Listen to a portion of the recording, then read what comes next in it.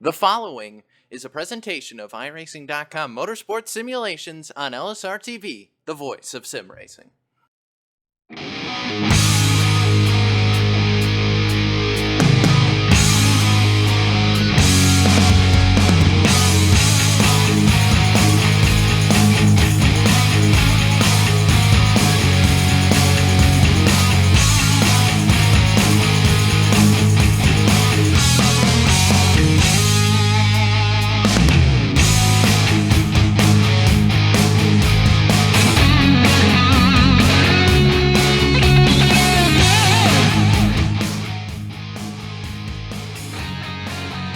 Live tonight from Lincoln, Alabama, we say good evening, sim racing fans, and welcome to LSRTV's continuing coverage of the Superspeedway Cup Series on LSRTV and iRacing Live. Happy to be with you tonight for round number 10, back once again from the Talladega Superspeedway, where we have 100 laps and 266 miles on tap for you tonight, where we say hello topside from the LSRTV booth. Myself, Evan Pizzoco, joined topside tonight by Ray Richer. As always, the lovely and talented Cisco Scarmoose, and downstairs pushing the buttons and bringing us to you this evening. And Ray, things just a little bit different tonight compared to normal as these guys get set to head off into their 5-minute qualifying session. Typically, when we come to Talladega, it only takes 94 laps to get around this joint to get to our average race distance of 250 miles. Well, we ran a little bit short what a week ago, so we're going to run a little bit long tonight. So,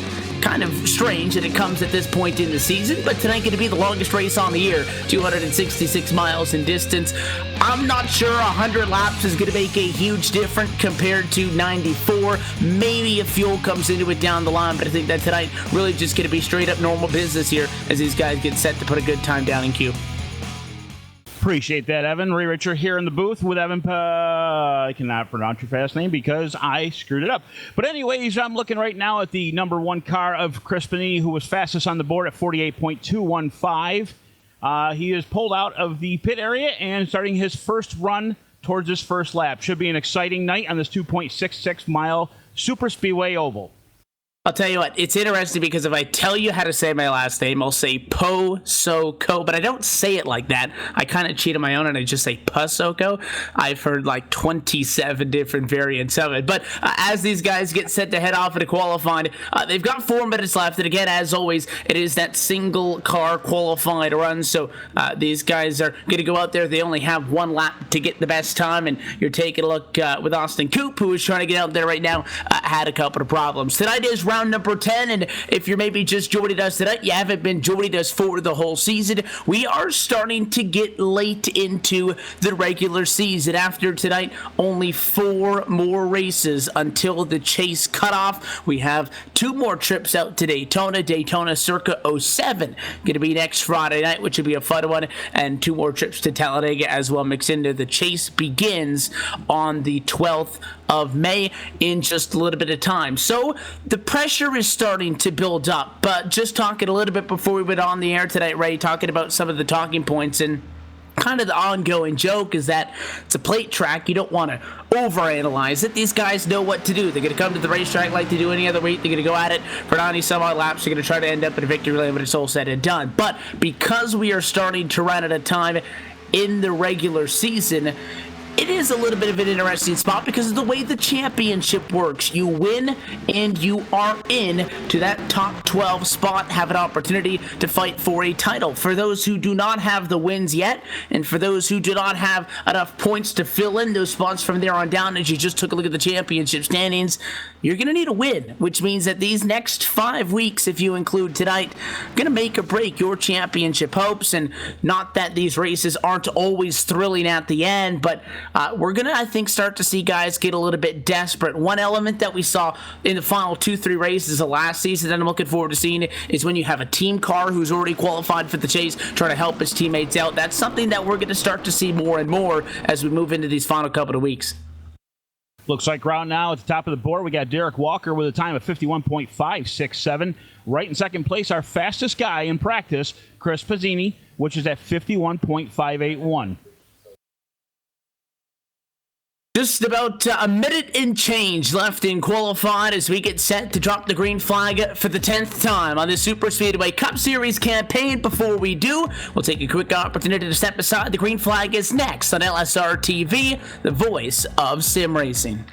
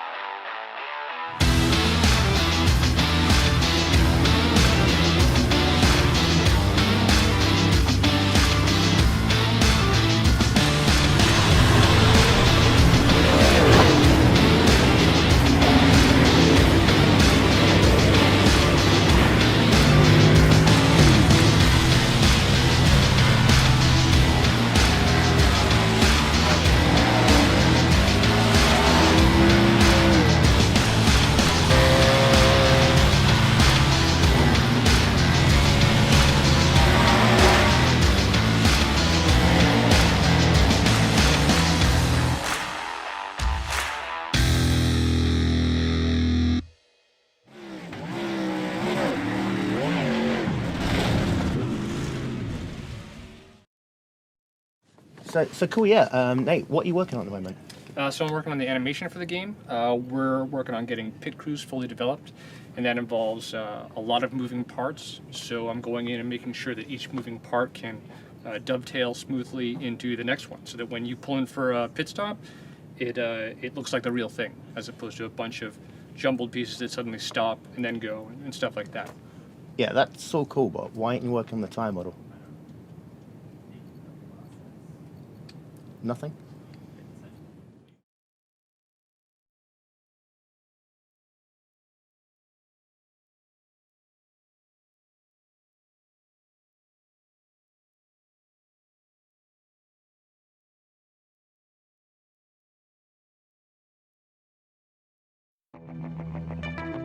Welcome back live to the Talladega Superspeedway. Cars are on track.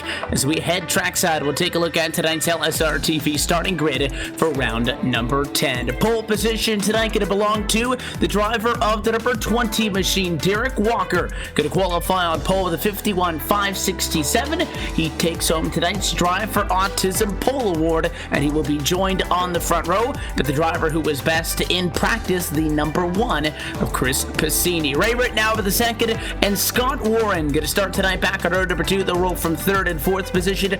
Rodney Wofford and Paul Servant going to be back on row number 3 and 5th and 6th spot. You take a look at a little bit further back, past series champion and Frank Basilia III will start tonight's 7th spot. Corey Henry to his right hand side going to start to the number 8 spot. They make up row number 4 and take a look back to row number 5. Seth the Merchant, no time in practice, comes in cold with a 51.588 in qualifying. He'll put him on the grid in 9th, and Roger Buff rounds out our top 10.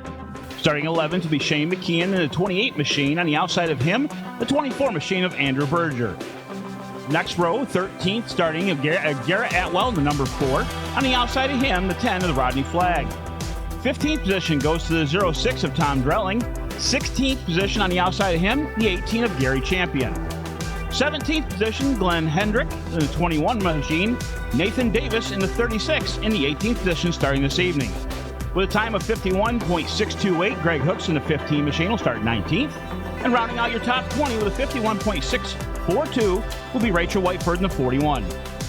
Going to continue all the way through 30th position, where drivers have put down a time, but qualifying 31st for Kelly Dahl, 22nd, or for 21st for Kelly Dahl, 22nd for Justin Levine. You also have Stephen Waller, Dwayne Cooper, and Dan Harrington, 23rd, 24th, and 25th. And to round through your top 30, Jared Treese, Daniel Holloway, Ramon Evans, Michelle Thean, and the final driver to take a time in queue, Kenny Holderman, P30.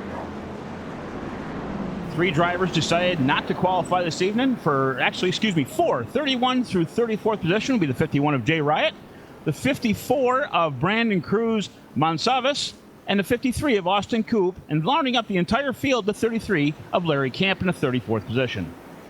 And so look top to bottom at your LSRTV starting grid. We take a look at tonight's track facts for the Talladega Superspeedway. She's Dega. She hasn't changed, and she's not going to anytime soon. 2.66 miles in length. Normally, that means that we're going to go 94 laps around this place, but as we noted just a little bit earlier, things a tad bit different tonight. 6 additional laps in what we normally see going to be 100 laps and 266 miles before we throw the checker flag tonight. As the pace car makes the sharp left-hand turn down to the way to the safety of the pit lane. As always, we are happy to have you with us tonight on LSRTV and iRacing Live. Derek Walker going to hold the yellow line through the tri-oval. Come to the start-finish line. American Ethanol green flag. We are underway from Talladega. Big checkup, though, for the drivers on the inside. And so much for qualifying on pole being an advantage. Walker drops back to third by the time he hit the corner. We got a car in the air towards the infield. Not sure exactly what happened at the moment. No caution flag is out. Everybody's still under control. Chris Pizzini will lead down the back chute.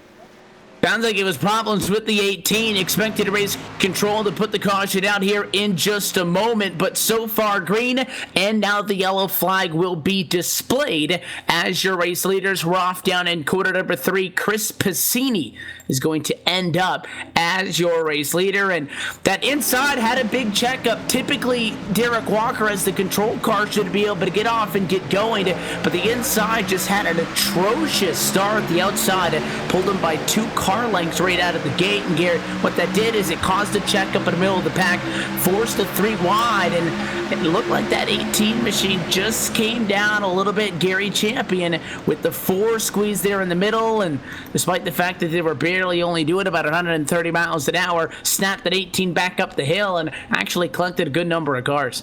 Completely agree. That's exactly what I see on my end, Evan. Looks like the 4 kind of made it 3 wide at one point in time, and as the 18 come down, unfortunately, he lost it. Victim of circumstance as he come down the track, went across the nose of the 4, tapped it up into the wall, and right airborne he went.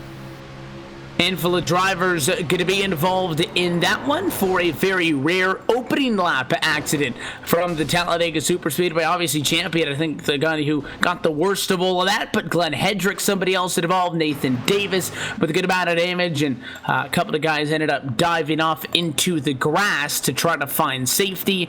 Not as many cars torn up as it could have been, I think simply because of the fact that that content had actually started that far back in the pack. But a little bit of a sketchy restart for Derek Walker, who was the control car coming to the exit of the restart box, and that accordion effect stacked things up just a little bit further behind, and because of that, we are pacing at the completion of lap number 2 already. So obviously the changing that happened up at the front of the field has put Chris Pizzini from second to the race lead, and Scott Warren, who started 4th on the outside of row number 2, also took advantage of the good jump, and he's been able to move his way up to the number 2 position as they run now. So pole sitter Derek Walker going to have to try her once again from 3rd by the time we get back at green flag conditions. Still a little bit to go though before we re-rack him and stack him and go back green. Lights on the pace car still on.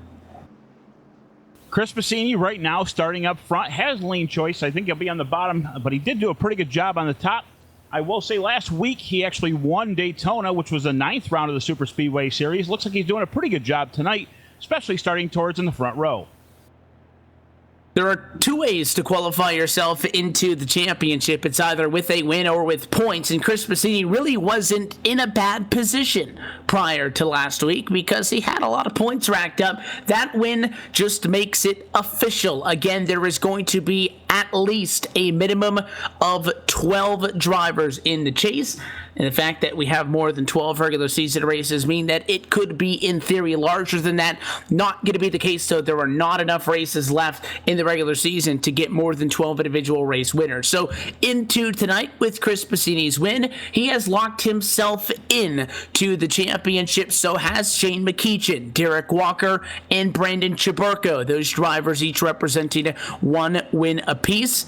Then there's Mark Jorgensen Jr., who has 3. He is at the top of your playoff picture and is in very safely. Things get interesting the further more down you go, though. There are, at the moment, 7 spots available on points. Corey Henry, Paul Servant, Rodney Watford, Garrett Atwell, Ray Rittenauer with the second, Rod Flagg, and Brandon Cruz-Montsevice occupying those spots at the moment. Window is still wide open for one of those guys to get a win and make things a little bit easier on their nerves over the next couple of weeks, or from somebody from outside of those top spots on points to be able to qualify in as well. So again, win and you're in is the single most important thing that we're going to be talking about as these final couple of races continue to kind of trickle down.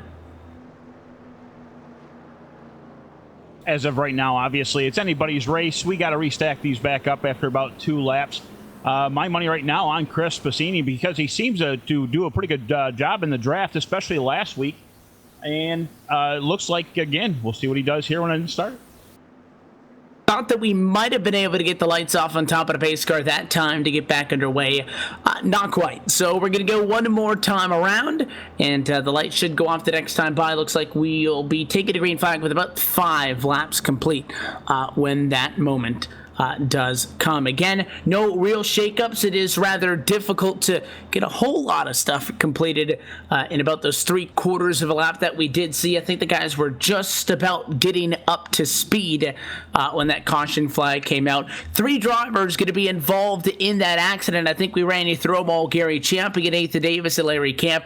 All 3 of those drivers have fallen off of the lead lap. Champion currently running 31st and 2 laps down. Nathan Davis is also 2 laps down. He is in 32nd spot. But Larry Camp's night is done. They have brought in that number 33 machine behind the wall, and that is going to be a premature departure for that team. Also, Stephen Waller, who qualified in 23rd position, did not take the green flag.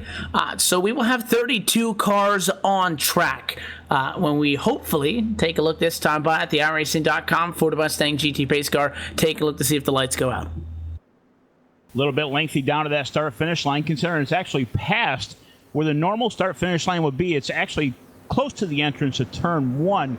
They kind of did that for some exciting finishes at Talladega Superspeedway, and obviously that has never failed as far as I can see. Pace car lights will be off. We'll be one to go, and next time around we'll get the green. Doubling up, you'll see, obviously, as we noted, that 76 go to the outside of the front row, and, of course, the big drop there, the 20 of Derek Walker, who qualified on pole. He's going to be back in a number 3 spot for this one, but still doubled up 15 rows deep. Plenty of action to go tonight. If you just kind of want to ignore the opening 5 laps of this race, as we'll have 5 complete the next time by. 95 laps to go, closer to our regular race distance that we see here from Dega, which is normally that 94 lap and 250 mile marker. So as we head down the back straightaway, getting set to get this race back underway, not really convinced that that yellow flag is going to affect things too much, Ray. Just so early on, basically 7 seconds off of the green, we saw contact. Not like it's going to affect strategy. I think that obviously excluding the guys involved in it, these guys just going to kind of treat this one as a fresh start. One thing I will say, I was watching during practice, the number 7 of Rodney Walford, he actually made some pretty gutsy moves. Obviously, it's early in the race. I would definitely keep my eye on that car, though, especially from midway through on out. He seems to like to try to find those little holes and get that car in there as best as he can. Pace car going to duck down to the way this time, but again, because that start finish on is that much further down from the center of the triangle, about 1,000-foot difference between here and Daytona. Leaders have to hold it back just that much longer. In theory, control car could take off at the restart box over at Talladega, get it out to a big jump by yourself. Not necessarily an advantage at all. The pace car has ducked down and away. They take the American Ethanol green flag, and we are re-green from Talladega. Much better start inside and out as we power them up through the gears to quarter number 1. 2 by 2 by 2. Chris Passini seems to get an edge on the 76 of Scott Warren. A little bit farther now. He's got a car length ahead. He's going to take and bring them down to the backstretch. The inside line seems to be faster at this point, but of course we've got to get up to speed. The 76 actually leaves another spot open for the 3 behind him, and the 20 of Derek Walker to line in front of him, now 2 by 2 down the backstretch. That 20 machine absolutely left the one out to dry. No help down the back for Chris Bassini, and it's going to put Derek Walker to the race lead, but nobody went with him either. So the strategy that he just used to get around the one's going to be used against him, courtesy of the 76, Scott Warren, who was 4th on the grid. I think he's going to come up short. Had a big run to the tri-oval for the inside, getting organized in a draft that much quicker. He's going to put Derek Walker, the guy who started on pole in this race 6 laps ago, as the leader after the first lap of green. Walker right with the rear bumper and the help of Chris Bassini. Bassini pushes him down to turn 2, right down the back chute. One thing you don't want to do here is get farther away from the front pack because you'll lose your draft and actually have a chance for them to slingshot by. To the high side, the 20 goes and takes up, going back to the low side right in front of Bassini, and he'll continue back to turn 4. 4 on the inside and 3 on the outside in this lead pack as we come back off of quarter number 4, and you can see just the separation by the guys top side and maybe about a car length or so between the 76 and the 3. They'll tighten things up this time, but you can really see though that 12 of Corey Henry struggling to hang on to the back end there. The more tightly packed you are, the faster speeds you're going to be hitting, the better off you're going to be in the draft, and well, the outside is the longer way around.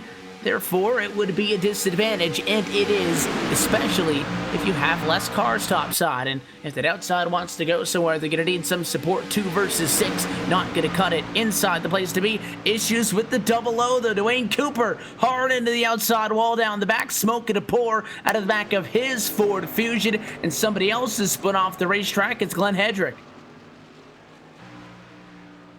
Didn't see exactly what happened with the 20. All I seen was a hard right-hand turn to the wall. Hopefully that won't end his night, but he's got to make it back to the pits first before he can make repairs. Back up front, we have the 20 of Derek Walker leading again another lap.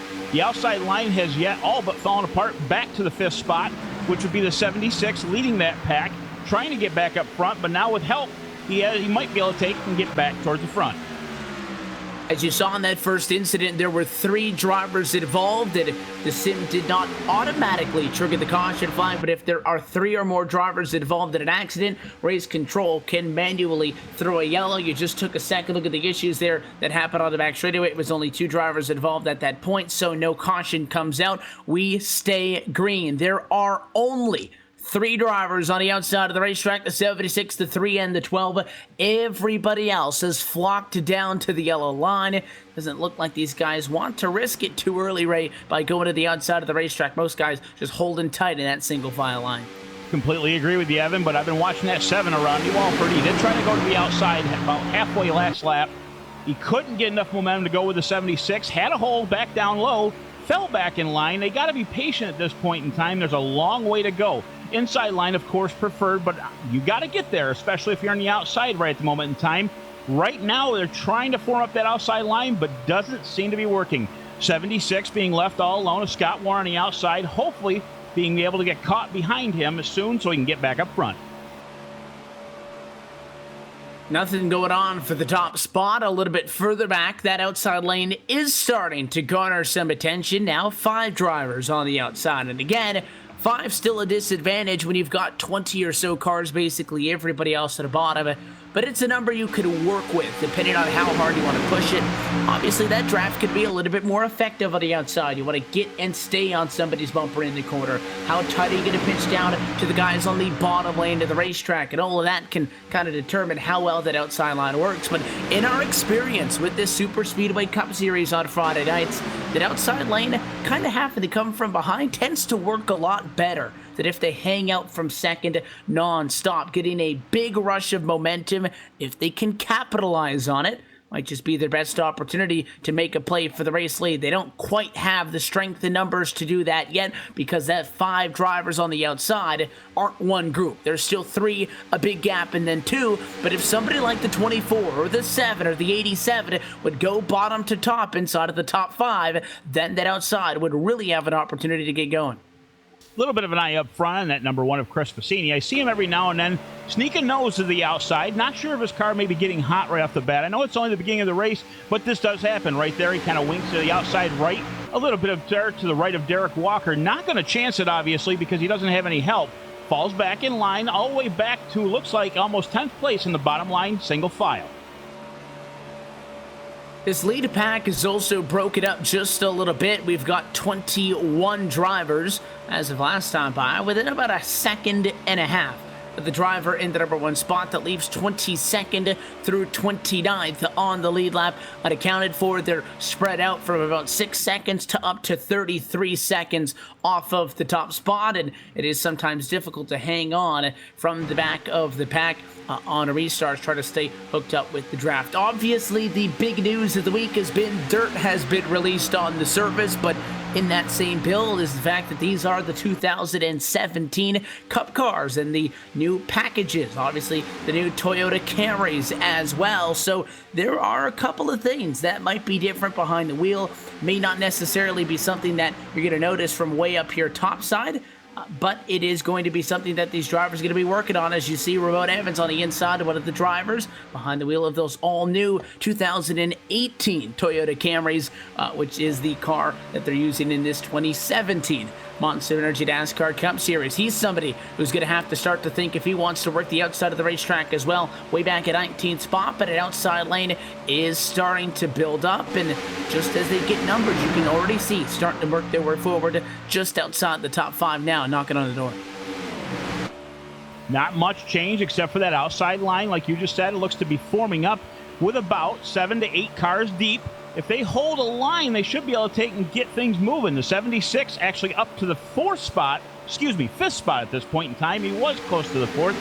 The turns kind of killed him a little bit, but we have a move to the outside with the 87 Reitenhauer back to the low side. Bassini tries the outside, gets stuck out there, and hopes he can have some help back to the start-finish line. One of the unfortunate things, if you're one of the guys at the outside lane maybe 2 laps ago, is you're rarely the person that gets to fight for the race lead, because it's those guys who I was just talking about, inside lane, top 5, who tend to make the play to the outside of the racetrack. Bassini kind of made a gutsy move. That 2nd spot in line is a pretty good spot to be in, but he made the move to the outside. He's going to receive the benefit of the push for the guys at the outside of the racetrack, and it's going to make it side by side for the race lead. And not only is that one getting the benefit for the cars behind him, he's kind of helping them out too, because it sucked those guys right up to the back of him, and now you wouldn't even know that just a lap and a half ago that outside lane was 5 car lengths off, because they are right there challenging for the top spot. Looks like the inside still with about a 3/4 of a car length, half a car length advantage at the line. Now, the other thing that's helps with Bassini, too, he kept kind of sneaking his nose out, trying to get some fresh air, kind of cooling that motor down. There was nobody around at the time, so that would be my assumption. Behind him, of course, the 7 of Walford, been kind of keeping an eye on him. Made a gutsy move to the outside right after Bassini did. The outside line seems to be on the move. Down the back chute. He's still up to 2nd. Bassini is still trying to make a move on the 20 side by side, door to door, going down to turn 3. Waiting to see who's going to make the move first. Again, that outside, as I noted, tends to get the spots really on the first try. If you step up to the outside, that big head of steam is what's going to push you through it by the 20. You have to be careful to not get stuck there, and that 7 going to fully commit. Look at the push by Rodney Wofford right on the bumper of that one, pushing him to the race lead, but not following him down to the inside line. Looked like Wofford might have had the space if he wanted to get down to the yellow line. He did not, but new race leader, lap number 17, is Chris Bassini. Here comes the 7 now with a run of his own. 7 trying to use that outside line, obviously, to his advantage as much as possible. 76 behind him, giving him a good shove. They have a breakaway every now and then from the cars behind him. There seems to be a car length back to the 12 of Corey Henry. A little bit wrong on the list there, but they're breaking away up front. It almost looks like the 7 may lead this lap with the push from the 76. Door to door, they come back to the stripe. The 1 actually has the advantage now with a push from the 20. Last time by, his advantage just about the same as it was that time, about 5/100ths of a second. We take a look on board with that number 12 of Corey Henry, 3rd driver in line on the outside of the racetrack. Look at the front row, though. The 20 at Eric Walker looks high, looks low. You've got the 1 of Chris Bassini jumping up and down, trying to shut the door. And an interesting exchange that time down the Alabama gang back straightaway now on board with the 7 Rodney Wofford. Back off into quarters 3 and 4 as a little bit of gamesmanship in play in the battle for the race lead. Bassini trying to make that back end of that car at least 2 cars wide, doing his best to hold off the charge of the 20. 20 comes to the outside. Walker looking to make the move back to the stripe. Doesn't have enough push by the 7, but still trying it. Bassini will lead this lap. David Machine all over the back of the 20, obviously trying, you would imagine, to get back with that one. They worked relatively well together, getting up to the top spot in the first place. Going to be taking lap number 20 next time by from Talladega. And so far, so good, despite the fact that we had that contact on the opening lap of the race. Things have been relatively polite for the moment, although to be fair, not even at the 1/5 point in this race. It is definitely going to ratchet up as the night goes on. Just take a look to see if anybody on the inside is trying to go top or vice versa, if maybe the 7 to 76 or the 12 maybe trying to go to the bottom, but things relatively stale at the moment. Nobody going anywhere. 6 drivers top side, most everybody else down on the bottom, and you can see that outside lane sag back about 2-3 car lengths from the 1 machine, make a charge here and there. If the 7 gets on the bumper of the 20 and pushes him down the straightaway, might be able to get the job done. That's what it took for him to get the 1 around. Bassini last lap by on the back stretch, tries to make it too wide again with his bumper. Tries to do a little bit of blocking on the 20. It doesn't look like he's going to take that chance this time because he's not going to have the chance. The 20 to the outside. Door-to-door going into turn 4. Raymond Reitenhauer's giving him one heck of a push through the corner with a 24 right behind him of Andrew Berger. Side by side for the race lead, they go once again. A little bit of space in behind the 7. If that 24 of Berger on the inside wanted to do something with it, he does not. And again, second in line on the inside, I think is the best position to be in. Third spot on the inside line, Andrew Berger not in a bad spot either.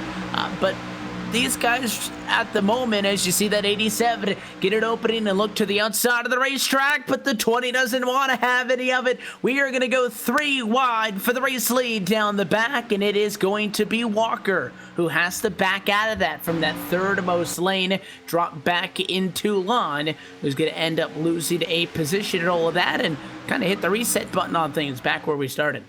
Kudos to Walker. I'll tell you, he went... Got a spin coming out of turn 4. Yellow flag is out. We'll review the replay in just a second. Death the Merchant back up on track, and it looks like he is going to be okay. Just avoids a couple of guys coming in there late. Caution is back out at lap number 21. We'll take a second look at this one on the LSRTV replay.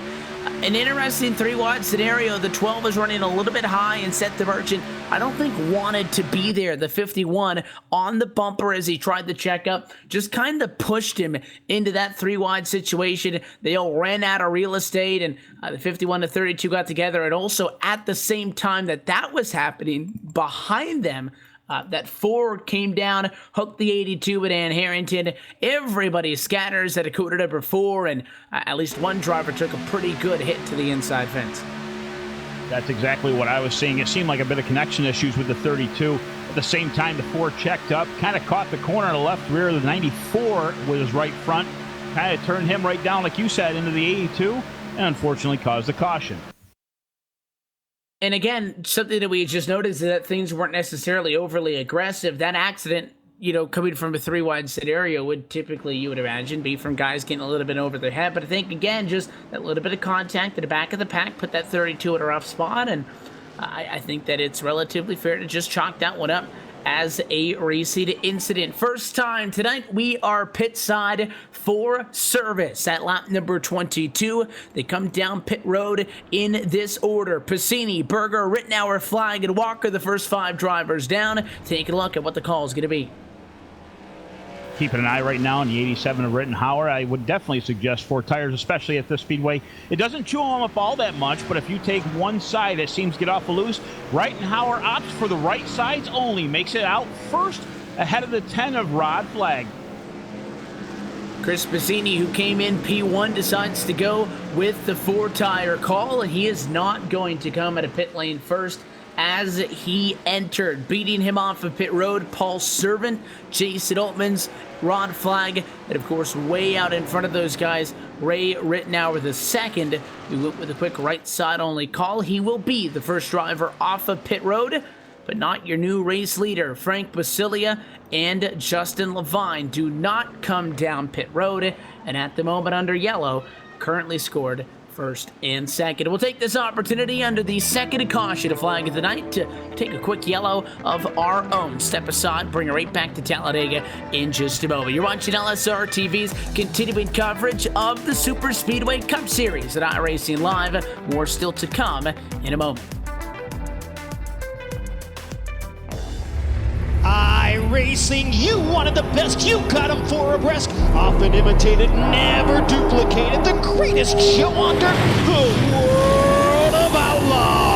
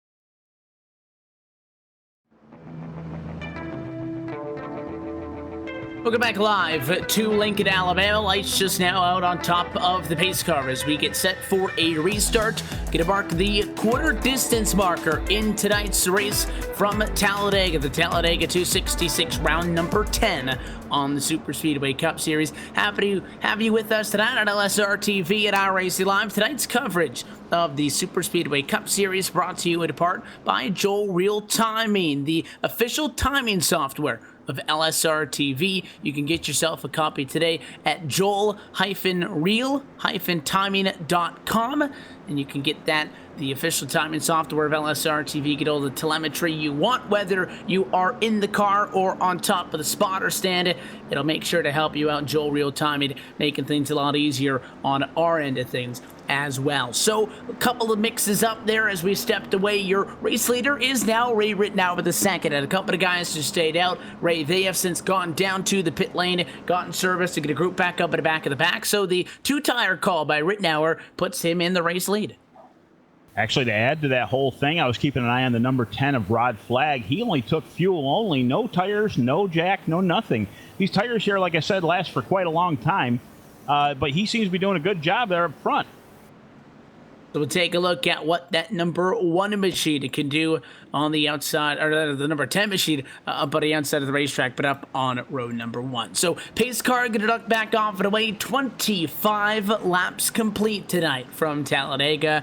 plenty of action to come. 75 laps to go. We take a look at wait on the flag stand. The 87 gotta hold him back and hold him back to the restart zone. Green flag flies and back underway. Rod flag right at the door of the 87. 87 won a killer jump off the start. Actually makes a car length on Rod flag. We'll see if he didn't spin the tires on that start later on. Behind him, the 51 of Jay Riot seems to be giving a good push in the inside line. Outside line breaking up a little bit already with the 24 having a car length back from the number 3 of Paul Servin. 51 all over that left rear quarter panel as they draft down the back straightaway. The number 10 and the 3, really the only drivers outside to be there. It's expected on restarts for the outside to kind of sag back just a little bit. However, they did a really good job on that lap 6 restart just a little bit early on in the race, but that's going to open up the door for guys like that one of Piscini, bottom to the outside. And now that the top lane has some momentum, the Pennzoil Chevrolet just might be able to make a play for the race lead. That time very close at the line. Rittenauer still the advantage on the inside, and problem for the 1 and the 10 is they're going to lose most of the momentum off of the quarter number 1. Again, on the inside of the racetrack, it's great. You dive down into those 33 degrees of banking, but on the outside, you're going up a hill. You're losing tons of speed on quarter entry, but exit at 2, exit at 4 is where you make your money back, and right now, dead even in a battle for first and third. One of the other things on the start for the outside line, basically it's a longer way of round. So when you actually start the race, the momentum takes a while to go because you have a longer distance to get there. Piscini with the gutsy move to the outside actually loses his help behind him. The 20 right now getting up to his bumper of Derek Walker. Going back to the 76. 76 tries to get low on the inside line with absolutely no help. 2 guys on the outside falling back. I don't think Ole is bad, but I don't think that it's necessarily how the one of Chris Piscini wanted things to work out. But those are 2 Dark Horse Incorporated cars on the outside of the racetrack. They're going to be working together. The 76 going to fight up the inside. Scott Warren going to try to steal a position away from those guys. He's got the Oreo Chevrolet in tow of Paul Servin on the inside of the racetrack. And kind of just like that, that move by the one machine to the outside was what was actually going to kind of build up that top lane and give them a fighting chance. It actually kind of decimated the outside lane of the racetrack. Give them a lap or 2, they will be back, but right now, inside lane, the place to be, 6 car length advantage. Keeping an eye on the 10 of Rod Flag. I see with the no tires there on his pit. He went around the last corner, kind of went up and slid in front of the 1 for just a short bit. Not sure if it's tire wear or if he took a chance to the outside line. We're going to keep an eye on through this corner. He held it pretty good through there. Trying to go back to the outside, jumps back to the low line, and keeps momentum down low. Big check up on the inside with the 76-3 and the 28, and a lot of contact. Big wiggle by the 3 that time, and that's the accordion effect that really got these guys jumbled up on the drop of the initial green flag tonight that led to 3 cars getting into it before they made it 2,000 feet. Luckily that time, despite the fact that the 3 and the 28 both got a little bit bent out of shape, things are fine, and everybody's going to be able to come across the start-finish line this time, 197 miles an hour in tow. That 7-1 of Roger Buff, first time we've really talked to Ole that much about him tonight, started 10th and now challenges for the number 2 spot. Just behind him though, Jason Altmans in that number 51 Monster Energy Ford Fusion, biggest mover so far, plus 29 spots, running in 3rd. Not sure where that 71 actually came from. Keeping an eye on him. He's doing a killer job for the momentum on the outside line. Seems to have a nose ahead of the 87 of Reitenhauer. Trying to make that move, not getting able to get it complete. Well, let me correct that. He just jumped out in front, possibly for the lead at the stripe. Kind of comes down to the bottom in front of Reitenhauer to pick up the inside line. The momentum continues on over across the stripe for the 71 of Roger Buff, the leader.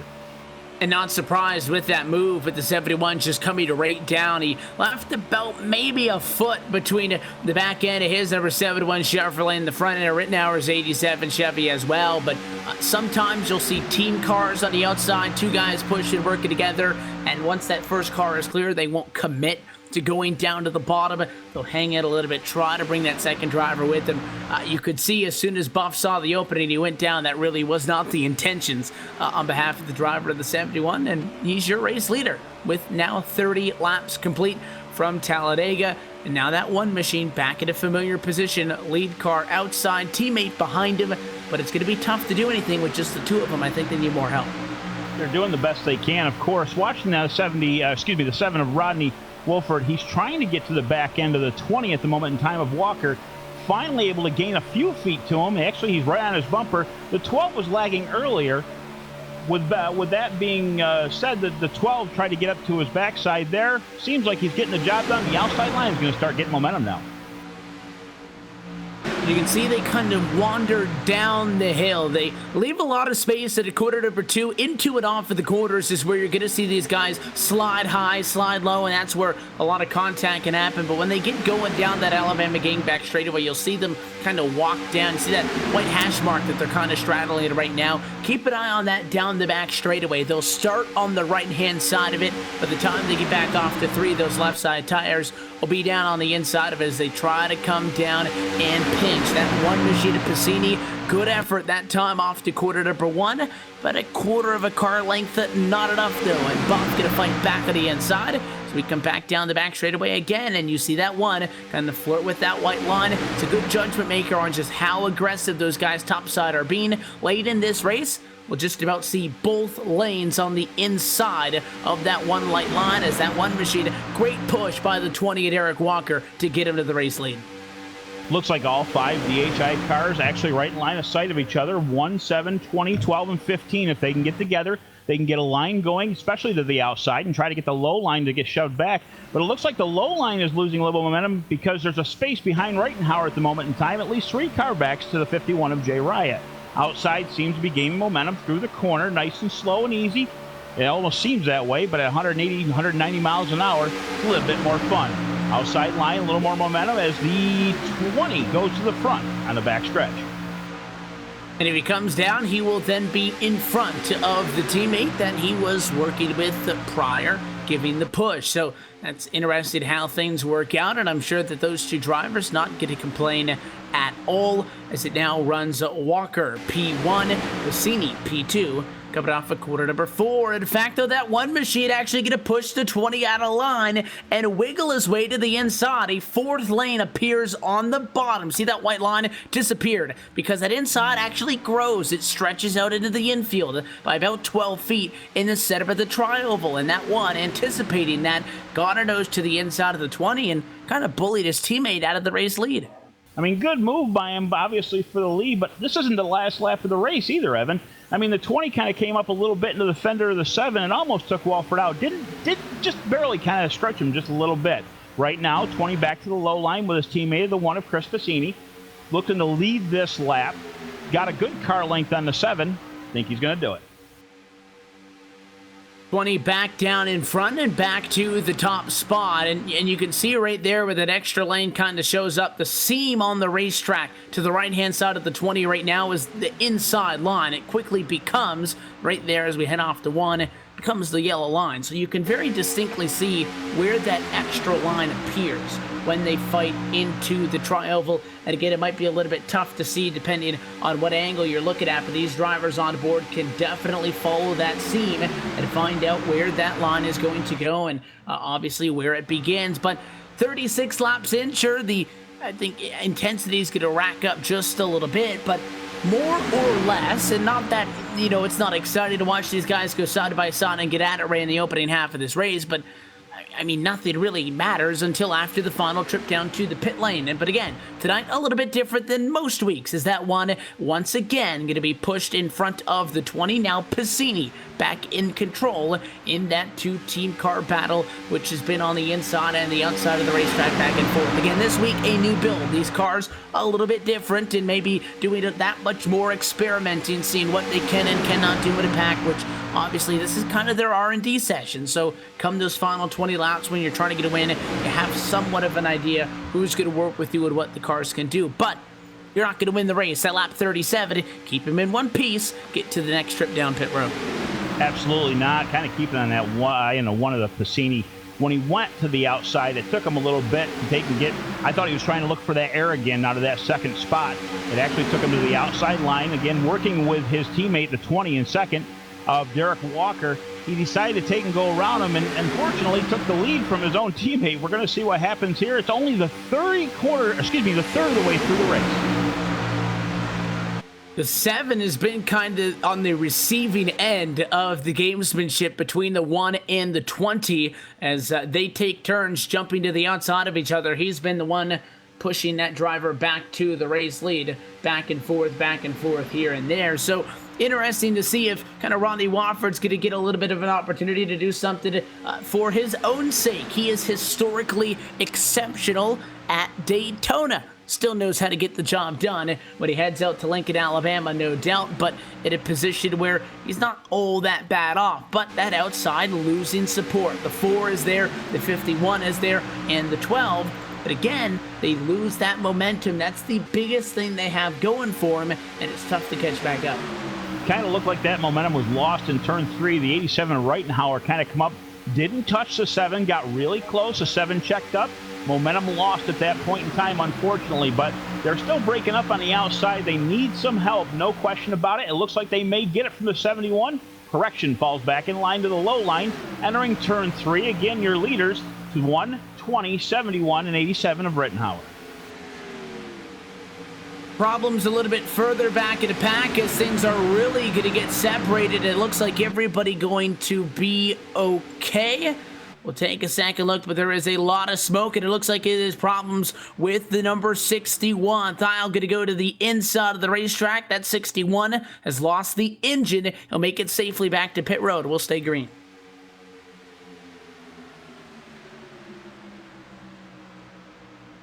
Gonna get a second look at that one on the LSRTV replay, and that's another situation where just one car can break in a line and things can go downhill from there. Great job by everybody, though, to kind of hang on to things and keep everybody on track. And we're not going to have to go to caution. We will stay green. Meanwhile, back up front, the 82, just now getting passed by your race leaders. Dan Harrington is going to fall a second lap down at lap number 38. 5 drivers right now on track, but off of the lead lap as the lead lap sits 27 cars deep. Nose to tail, low line is where it's at. Basically front to bumper to rear bumper. I'm watching the 4 of Atwell. He kind of sticks his nose out every now and then, but it's kind of not a really easy move to do without anybody out there. Again, it may be that cooling engine thing. Not really quite sure. The top 3 breaking up just a little bit. Still in line, though. Atwell again to the move to the outside, trying to cool that car off just a little bit. He'll have a move behind him by the 51 of Riot to the outside. The 76 of Scott Warren to the outside. All alone, he'll be shuffled back as the low line goes by him a little bit. They're trying to get that outside line formed up. 3 of them had actually decided to join the group all the way back to 8th and 9th spot. It doesn't seem to be working for them, though, unfortunately. They're trying to find a way back to the low line at this point. Yeah, this might be the point in the race where guys back it off a little bit. We are 3 wide in the lead pack with the 76 in the middle. Scott Warren with that nowhere to go. The 28 in the 3 trying to get by topside, and a lot of the time you'll see somebody go to a third lane because they don't want to let that car in front of them. Oftentimes it doesn't work out. It might just work with the 28 and the 3 trying to push by on the outside of the racetrack, and I think that things might just keep it all in one piece. But, oh no, the 28's into the fence, so McKeechan, really big issues that time going into quarter number 3, got sideways. And not sure if that was because the 3 was on that left rear quarter panel at the touchy part of the car. Looked like a little bit of a checkup by the 28 as the 3 tapped him just a hair. Kind of put him into the fence. A little bit of scrape. Everybody's still underway under green. The 28 and the 3 kind of getting left out to dry in the back of the pack. Back up mid-pack to the 4 of Gary Atwell. He took a shot to the outside, hoping that somebody would go with him. The 76 of Scott Warren right on his tail, trying to get the momentum of that outside line going. Kind of in a lame dunk period of the race here, 7 laps away from the halfway point. What we didn't see on that first run was a green flag trip down to the pit lane. We weren't all that far away from that moment until the caution flag broke out. So I think the objective has to be is to get to the trip down to the pit lane. Still plenty of enough time, though, for somebody to be able to commit to the outside and spend a good 10 laps up there trying to make something work. So not a concern yet for everybody to kind of get down to the inside and get ready to pit just at this moment, but that is something that I think is going to have to kind of sit in the back of your head. 5 cars on the outside of the racetrack. They're lined up alongside the 87 at the moment right now, or who was 4th last time by. There goes the 71, a buff to the outside. Riot does not want to work with him. It's Altman's to the outside of the racetrack. Wrong call, but the Monster Energy Ford, as he will get left out. 71 to the high side, actually trying to get a little bit of help from that 51 in the Ford. Monster Energy drink of Jay Riot. Jay Riot, unfortunately, exactly getting shuffled back when he went 3 wide at that point in time. Absolutely no help. Now the 71 will join him towards the back of the pack on that outside line as he falls in ahead of him. Oh, he's trying to fall in ahead of him. Couldn't get the hole to the door. He goes. That's exactly what I was talking about, when I was kind of alluding to that 28 going to the outside. And, you know, that guy comes in front of you. He's about 5 miles an hour slower. You don't want to give up your lead spot in the pack, so you go to a 3rd lane. But again, it just doesn't normally work out, and learning the hard way that time, Jason Oatmans, he's going to fall outside of the top 15 instead of just settling for running 2nd on the outside line of the racetrack. So that's where Scott Warren finds himself now, pushing Garrett Atwell, who's going to challenge for the race lead this time by the start-finish line, and I think that number 4 Ford might just have it at the line. Got it by about a half a car length, but not by enough to get clear, and one machine going to keep it tight on the quarter panel and not let him down yet. Give it a little bit of attaboy to that 4 of Gary Atwell. He took that gutsy move to the outside, especially when he had absolutely no help. Garrett Atwell, excuse the correction, took it to the front with that outside with the help of the 76 of Scott Warren. Seems like that outside line's on the move. Once they get more cars together to the bottom side, Atwell goes, and he'll continue with the lead. And way out in front, I mean, that 4 got a huge push by the 76, and he was clear and had about a car length and change clear still to that point. Was kind of curious to see what Chris Passini was going to do. Keep an eye on that one Chevrolet. He has not been very committed to the inside. Does he decide to go top side now that the outside has a run? If he was thinking about it, didn't pull the trigger in time. Here comes Scott Warren once again, who I think might have to be kind of pedaling with a little bit of back-end damage on that 76 Ford, which might affect the ability of Greg Hooks to give him a push down the back, depending on how bad it is. From what I'm seeing here, it doesn't seem to be affecting the outside performance of that lane at all on the 76. I see the damage right in the center, like he got a pretty good shove from one of the cars at one point in time. Behind him, somebody we haven't spoke about all night long, the 15 of Greg Hooks, who started 19th at that one point in time, running right now in the 6th position. Giving a shove to the outside line to the 76, trying to get him back to the front, doing their best to form up the outside line to get momentum back again. There's an opening for the 15. If he wants to jump ship, go to the inside. Doesn't look like it's going to happen, and now that hole going to be filled by the 10 of Rod Flag, who's going to come up the inside of the racetrack. 48 laps going to be complete the next time by. When we get to the halfway point, we'll take a look at our iRace to the midway race break. We'll count you down through the final 50 laps of the race from that point on. The lead pack has gotten a little bit smaller since the last time we kind of took a look at things. 15 drivers within a second of each other. There are 3 drivers there, but not there. Shane McKeechid, Paul Servant, Roger Buff. 16th, 17th, and 18th. About a second and a half off of the top spot. So they're there. They are in contact with the lead pack, but not in the lead pack itself. I think those guys actually in a pretty good conservative spot for how they run. Still actually on the lead lap from 19th on back to the 25th position, 13 seconds back from the leader. It looks like Justin Levine leads that pack with Glenn Hendrick in the 21, Daniel Holloway in the 26, Dwayne Cooper in the 00, who we remember at the beginning of the race unfortunately took a header in the outside wall. Behind him, Rachel Whiteford, 53 of Austin Coop in the 25th position, still on the lead lap of Brandon Cruz Monsivov. Leaders going to be coming down pit road this time by. Looks like about the top 10 going to decide to not quite commit to the pit lane, but we do have drivers on pit road. It is the 61, the 99, the 3, then the 71. More drivers going to come in this time at quarter number 4. Cooper, Levine, Holloway, Coop, just to name a few. Pit stops underway, just shy of halfway.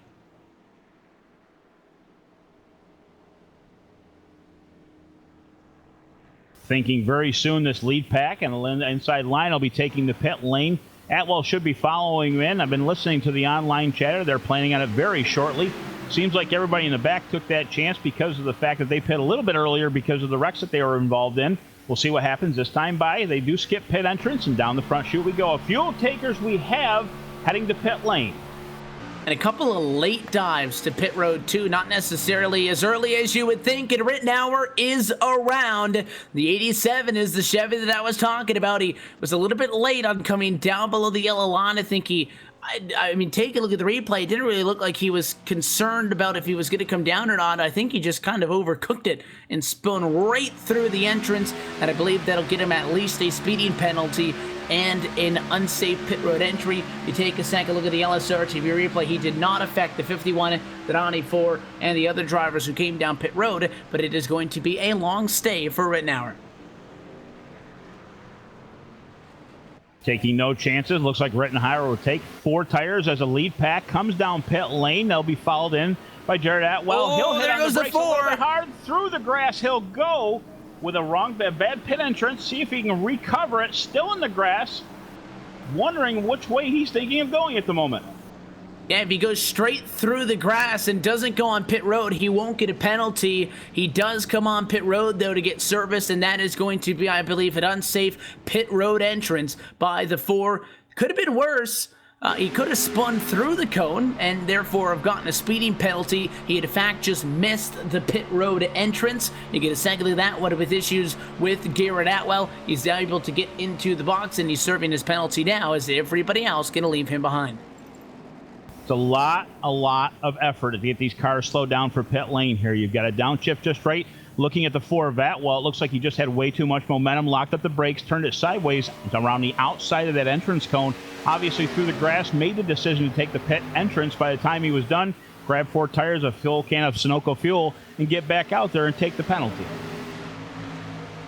One thing that is often overlooked, especially at Superspeedways, is just how difficult it is to cleanly come in and execute a green flag pit stop. We've seen quite the fair amount of headaches so far tonight, and your race leader, Chris Bassini, getting caught up to now, but the rest of the drivers who have already completed service, Derek Walker, going to assume second, Greg Hooks, Ronnie Wofford, a lot of team cars inside of the top 5 working it together as they run it at the moment. 25 cars on the lead lap, and we thought that lead pack number of cars was starting to dwindle down before the pit stops. Ray, this is really now spread everybody out that much more. Looks like it's heating up pretty good. Basically, the top 4 cars are your DHI cars. Only thing we're actually missing is the 12 of Corey Henry, who is right now back in the 11th spot. It looks like a 5-car breakaway up front after pit stops have completed, with Rod Flagg in 5th place, trying to suck up to the back of that 7 of Rodney Walford in hopes to break away from everybody else and make it to the end of this race. With that cycle of pit stops, though, we have now this time by completed 53 laps of 100 on the night. With that being said, across the halfway point in tonight's race, let's take a look at our iRacing Midway Race Break, brought to you by iRacing, the world's premier online racing game with professionally organized racing from NASCAR, IndyCar, IMSA, World of Outlaws, and more. Chris Bassini, your race leader, leading Derek Walker, Greg Hooks, Rodney Wofford, and Rod Flagg inside of the top 5 as they run. 2 more drivers within a second of them. 6th spot for Jason Altman's Frank Basilia runs in 7th at the moment, and Shane McKeechin in 8th will basically become our 8-car lead pack through the cycle of pit stops. You're going to have to look then 3.4 seconds back to find 9th on back. Kelly Dahl running in that number 9 spot at the moment, working with him, Paul Servin, who's P10. Looks like the 11th place will be the 71 of Roger Buff, who is actually in that 3rd pack, trying to take and catch up to the lead. Scott Warren will be in the 76 and 12th position with that pack as well. 13th place will be the 24 of Ander Berger. 14th place, all by himself, seems to be back here with the exception of a little bit of help with the 06 of Tom Dresby, Corey Henry in the 12. Todd Drelling of the 06 in the 15th spot. Going back to 16th spot, now he is all alone on the inside as he gets passed by an outside line pack will be Kenny Halderman in the 31. 17th of Rachel Whiteford will be in that pack on the outside of Kenny. The 53 of Austin Coop in 18th position. 19th to be Justin Levine in the 17. And 20th place is the 26 of Dan Holloway. Just a couple more cars scored on the lead lap. 21st position right now to Wayne Cooper. 22nd for Glenn Hedrick. Garrett Atwell runs 23rd. Brandon Cruz Montsevice runs in 24th. And a final driver on the lead lap, all alone and 39 seconds off of the top spot. One of the guys who is going to be hoping for a quick yellow, or he will soon lose his lead lap status. The driver who started in third, Ray Rittenauer. As of now, there's only one driver, one lap off of the lead lap, and therefore in the lucky dog spot in 26th is Gary Champion. You got two drivers, 2 laps down, 27th and 28th. That's Nathan Davis and Darren Treese. Dan Harrington runs in 29th. He's 3 laps down. 30th and 6 laps down is Ramon Evans, and I believe he may be the final driver on the track because 31st, Michael Thiel, as well Seth the Merchant 32nd, and Larry Camp 33rd. Their nights have come to an end a little bit early. Their cars sit behind the wall, and their night is done. That has been a look at your iRacing Midway Race Break. For more information on the wide variety of sim racing possibilities online, you can visit iRacing.com and sign up today. We take a look back up and resume the fight for the race lead. Chris Piscini in control, fighting off those 7 other drivers. Looks like up front we have a pack of 8 cars shuffling it up pretty well. Of course, led by the 1 of Chris Piscini, doing a great job of that inside line with his teammate right behind him in the 20 of Derek Walker. Outside line doesn't seem to be forming up at all at this point. The 15 and 7 actually left out all alone. There was a point where they had a couple cars around them giving them a shove, but everybody decided to go to the low line. And the end of that pack will actually finish up with Shane McKeon in the 28. Only the 15 and the 7 on the outside of the racetrack, and that 7 machine trying to push Wofford, giving the help to Greg Hooks. Hooks on the outside of the racetrack, and the Napa Chevrolet trying to do something with it. And again, when you think of Talladega, when you think about Daytona, the first thing you think of is those large packs that we saw earlier, 25, 30 cars deep. Oftentimes, a pack of 8 drivers might just be a little bit more exciting to watch. It sounds counterintuitive, but it's not.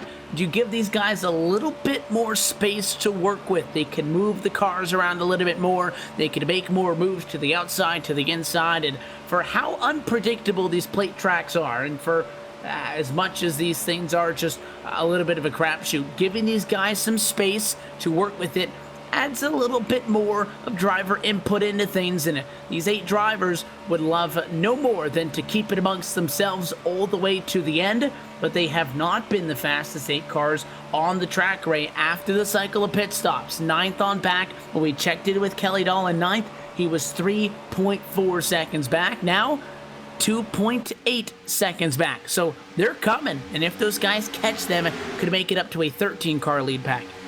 Yeah, Evans, they seem like they're actually forming a nice even pack, and that actually cuts the draft so much easier, especially if nobody dawdles side to side. And when they do, as I say this, I see the 71 doing that right now, but falls back into line. If they can keep it nose to tail with not a lot of side action, they should be able to catch up to that lead pack without a problem. The lead pack will shovel it up even more. There's 4 Chevys, 2 Fords, 1 Pontiac, and 1 Toyota in the top 8 right at the moment in time. And that kind of makes it for a competitor's fight at this time for the manufacturer. Those lone cars you can see as you take a look back to that next set of 4. It looks like plenty of space on the racetrack. In reality, 2.8 seconds is a fair amount of time at a plate track. But if they continue to work together, and again, despite the fact that the guys up front are battling, they still have 5 guys on the inside of the racetrack compared to 4 working together behind them. You would think that those 5 cars working together somewhat in the lead pack down on that yellow line would be quicker. But one thing that is always so difficult in these plate track races is finding people to help. And if you've got teammates, there's a general interest there to actually help each other out.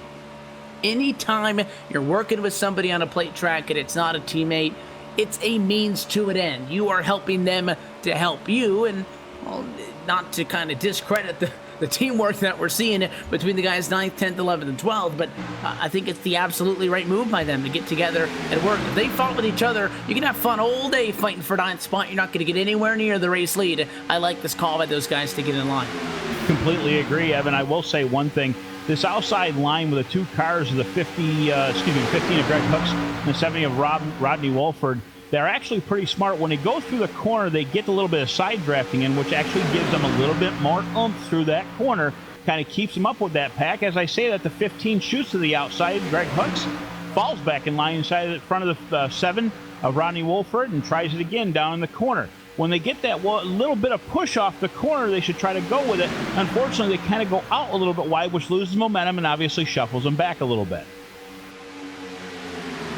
They're getting about a 10th per lap in that second pack, trying to catch up to the guys in this lead pack. You've got last time by for your race leader, Chris Bassini. Actually, this time by, give you an updated number, a 48.3 flat for the driver leading this pack. The lap time for your leader of that second pack, Kelly Dahl, was a 48.0. So, in fact, 0.3 of a second quicker. They're really starting to put it on it. And in all honesty, I don't think the guys inside of the top 8 are going to be able to convince them while they are fighting for the race leaders. A lot, of a difference between fighting for first through 8th, and fighting 9th through 12th position. You're not going to get the top 8 guys to get in single file line and help each other out. So, assuming we don't get a yellow, which wouldn't really be that bad news either for that second pack, because that would group everybody back up, I think these guys are going to catch them. Yeah, it sure seems that way, Evan. I'll tell you, back in 9th place, as you were saying, with Kelly Dahl, I'm looking at it right now, 2.27 seconds behind the leader, gaining every lap. 2.282 seconds behind the leader. They are catching them nice and easy. They just got to keep that single line formed, and they should be able to catch them. The only other thing I noticed, too, the 76 of Scott Warren has a little bit of rear end damage, and with that, it might be dragging them down just a hair, but it doesn't seem to be affecting them when they get right straight in line.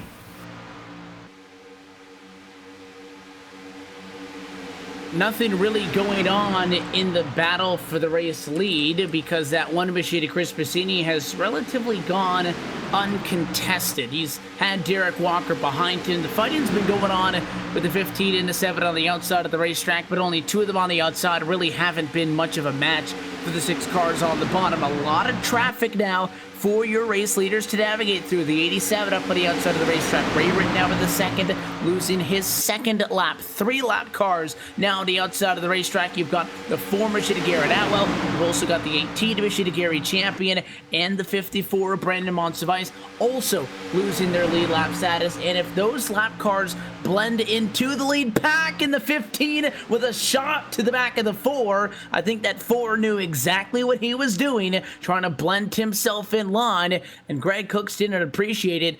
Pretty good lick, I think, hurt both those cars. Yeah, I'm thinking it might slow down that outside line a little bit even. It seems like the 4 of Garrett Atwell is doing his best to try to be that first car a lap down so he can get that lucky dog back. You can see the 15 trying to find a way around it, but I mean, you're exactly right. The 4's got to kind of look out for himself. He was going a lap down with some other guys who, in fact, he would end up fighting with for that first spot 1 lap down. And, the 15 saw that the 4 was holding his line. They could have gone 3 wide to get around him, but I think that the shot to the back end by the 15 was somewhat of a statement, but I'm not sure if it was necessarily the most strategic move, because the back end of the 4 has damage, not a lot. I'd take damage on the back end over damage on the front end any day of the week, right? Because now the 15, depending on how hard of a hit that was, might have to keep an eye on his temps, because front end damage can really hurt you at a plate track. Completely agree. The downforce of the car obviously is going to be affected by that as well, which might make it dance a little bit more, especially in the draft. Tries to go to the outside of Atwell, but doesn't get it done, falls back in the line. Looking at the rear end of Atwell at this point in time, it is damaged pretty good, but that might not be a horrendous. It might be a help. It seems like that outside line is slowly gaining momentum, going down the back chute and heading towards the front. Three drivers now on the outside with that impromptu number 4. And the 7 going to jump ship. He kind of sees it as a lost cause. If that 4 kind of blocks in that 15 and causes him to fall all the way to the back of that 8-car lead pack, then it would be, I'm sure, not much more than make the 15 any happier with the 4 machine than he is already to this point. But something that I think is interesting, right, just past the 2/3 marker, working lap 68 of 100 on the night. These guys are actually taking it a lot easier now than they were at lap 30, because they're not going to be able to make it to the end of this race without one more trip down pit road, and I don't really think that they want to kind of put the elbows up until they've completed that final stop. Yeah, one other thing about this, too, is definitely time to take and ride just along at this point in time, waiting for that pit stop to actually happen. Watching the 20 a little bit of Derek Walker, he tried that outside line for a minute to get around his teammate, Chris Cassini, but didn't go for it. Decided the last second to fall back in the line, still pushing him down the front chute, and, of course, the one to lead this lap. Behind them, the Pontiac of 10 of Rod Flagg will take and shove him in 3rd spot. Atwell still hanging on, trying to get that lucky dog position, but unfortunately the only help he has is at 15 of Greg Hooks. Greg has lost his help with the 7. 7's gone to the low side. Seems like the low line is forming up and getting ahead of Atwell. The 15 in line behind the 4, still the only drivers topside. They're not really losing time, though. The big thing we were talking about earlier is strength in numbers on the outside of the racetrack. And, you know, the 15 and the 4, 2 versus 7, not necessarily the best odds. I don't think they're going to go up past the number 1 of Pasiti and get to the race lead. But again, these guys are relatively laid back. 197 is a bit about the average speed that we've been seeing in the pack all night, and they're able to maintain that all the way off to quarter number 1. So they're not going relatively slower than, per se. But I think that these guys are playing this very smart. And, you know, a lot of time at plate track racing, you can get over your head, and sure, you want to have fun. It's no fun keeping the car in one piece and playing it conservative. But as we take 30 laps to go, I think that this is the kind of move that's going to win these guys the race. However, that second pack has arrived, and now it's a 12-car battle for the race lead. Was going to touch on that. It almost looks like he actually had help from the 87 of Reitenhauer. It may not be a bad thing for these lap down cars to give a hand, especially if these guys are used to racing on this type of speedway and very good at it like Reitenhauer is. The second pack obviously caught everybody up front. The 71 of Roger Buff way to the outside. He was actually leading that second pack for quite a while. Unfortunately, got to the outside, lost his help. Thought he was going to try to get to the low line, but he seems like he's kind of hanging out there all by himself.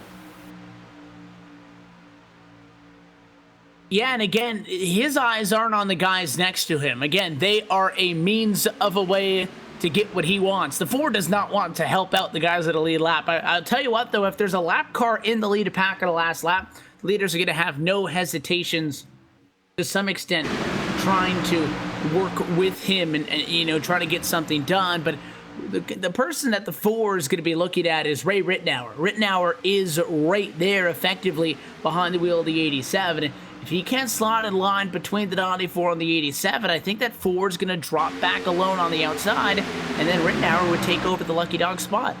A couple more lap cars kind of getting in the second groove up here. Ahead of the 4, I'm trying to see, he went to the top side of the track, so unfortunately I missed him. The Motocraft car of, and I'm sorry, I don't find the name right here on my list at the moment in time. Atwell will actually go to that bottom pack. Like you said, right in front of Rittenauer, trying to keep that lucky dog. We got a car on the bottom in the apron, coming back up the track. Everybody keeps it forward, and the green is still out. That was the 99 of Kelly Dahl with the Forces.ca Chevrolet left side tires on that yellow line, and there is a little bit of give between the banking and then the flat of the apron. There's a little bit of a progression below that yellow line. Daytona is a 33-degree angle. That's about it. So it's a little bit better at Talladega, but that was still a tricky situation that 99 found himself in, for that matter. And it was a good piece of driving to hang on.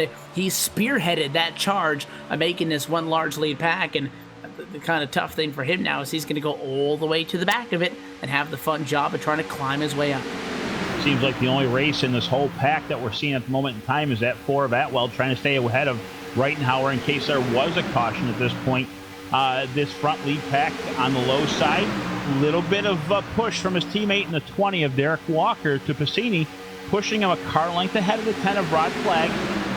74 laps into this race. As we close in on the 3/4 distance marker tonight from Talladega, let's go LSRTV full throttle and go on board with Frank Basilia, one of your past series champions, behind the wheel of the 94 Ford.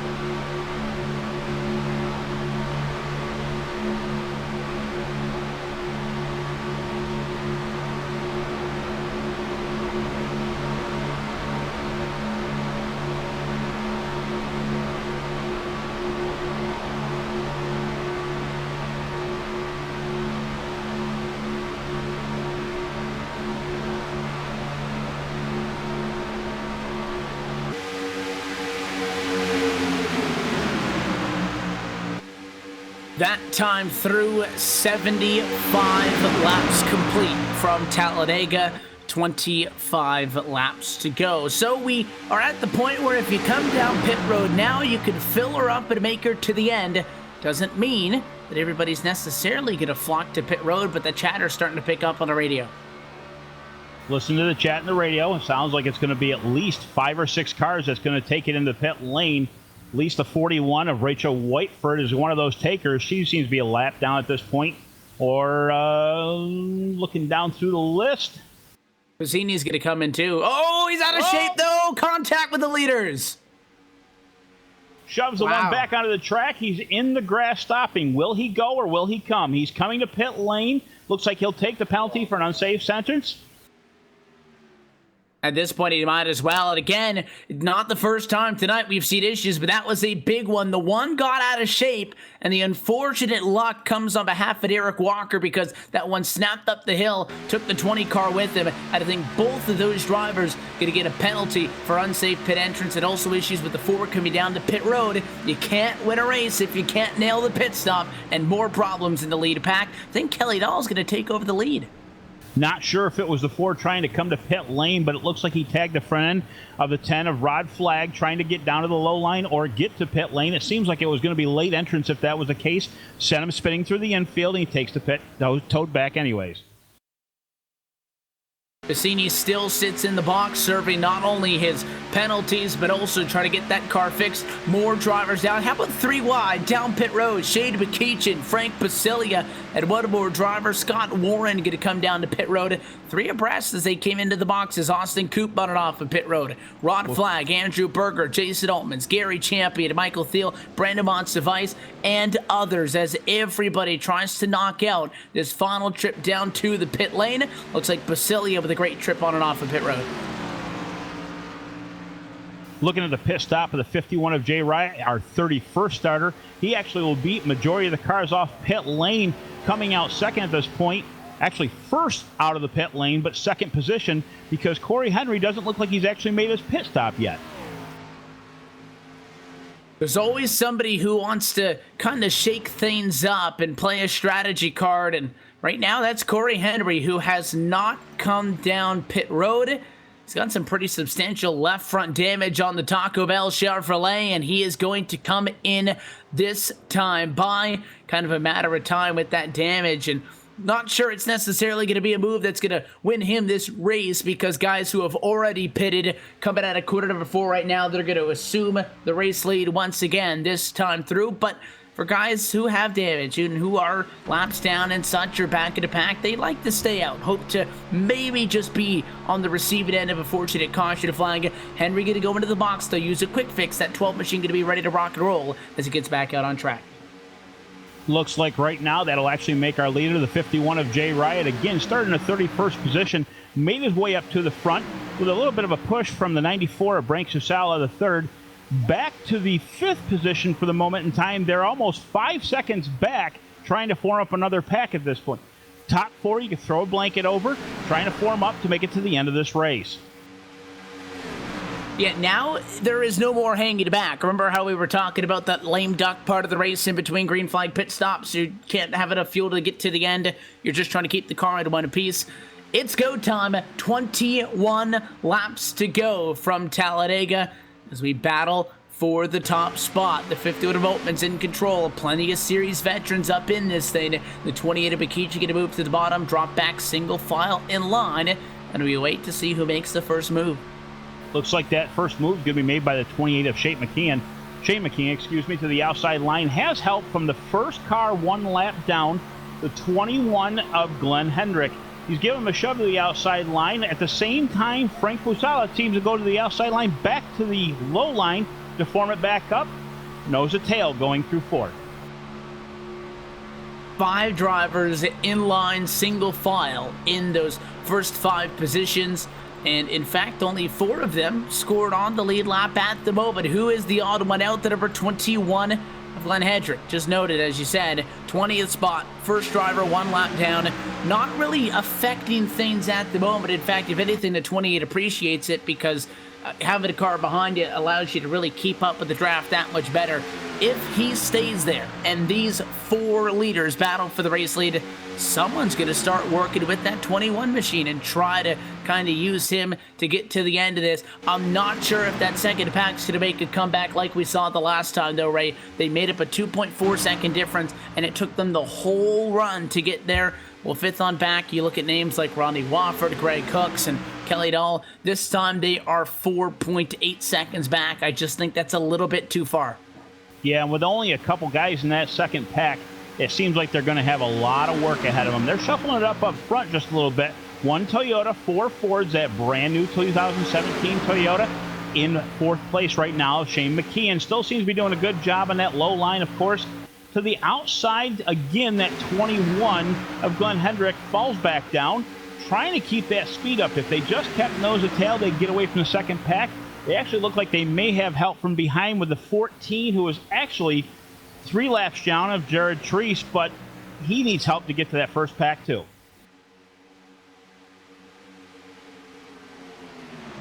These guys really not going at each other that hard yet. They remain battling for the top couple of positions, but they're not throwing it 2 wide, throwing it 3 wide quite yet to this point. We wait to see again when things are going to break out. Inside of 20 laps to go, we'll take this opportunity to step aside one final time. Jason Altman, 17 laps to go, trying to hang on from Talladega.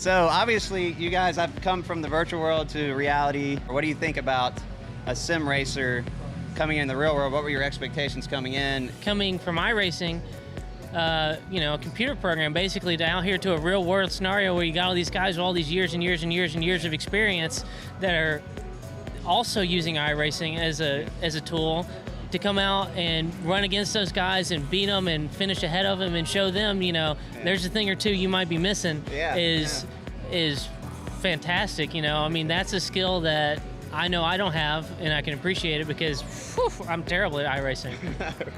Glenn was able to come into the team. We did a lot of preseason testing, actually a full season's worth of testing before we even started the season.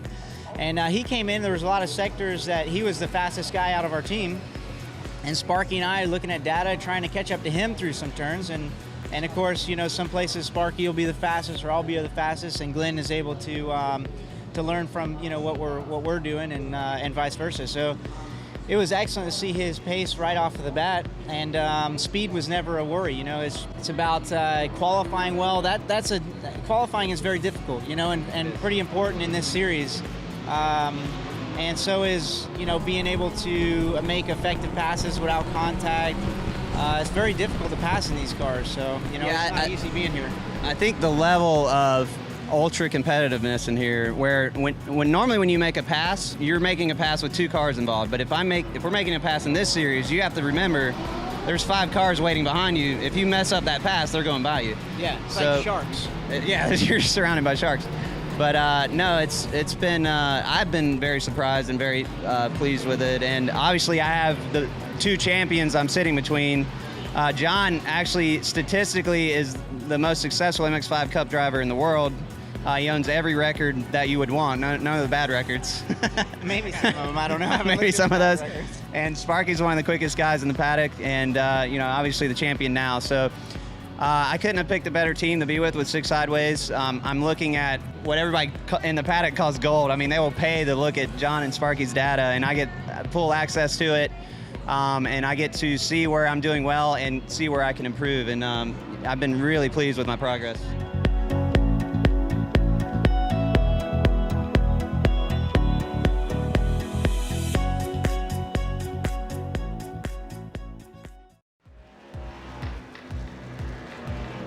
Welcome back live to the Talladega Superspeedway. We are under caution, coming to collect 14 laps to go, and there was no incident on the racetrack. The caution came down from the tower as we get set.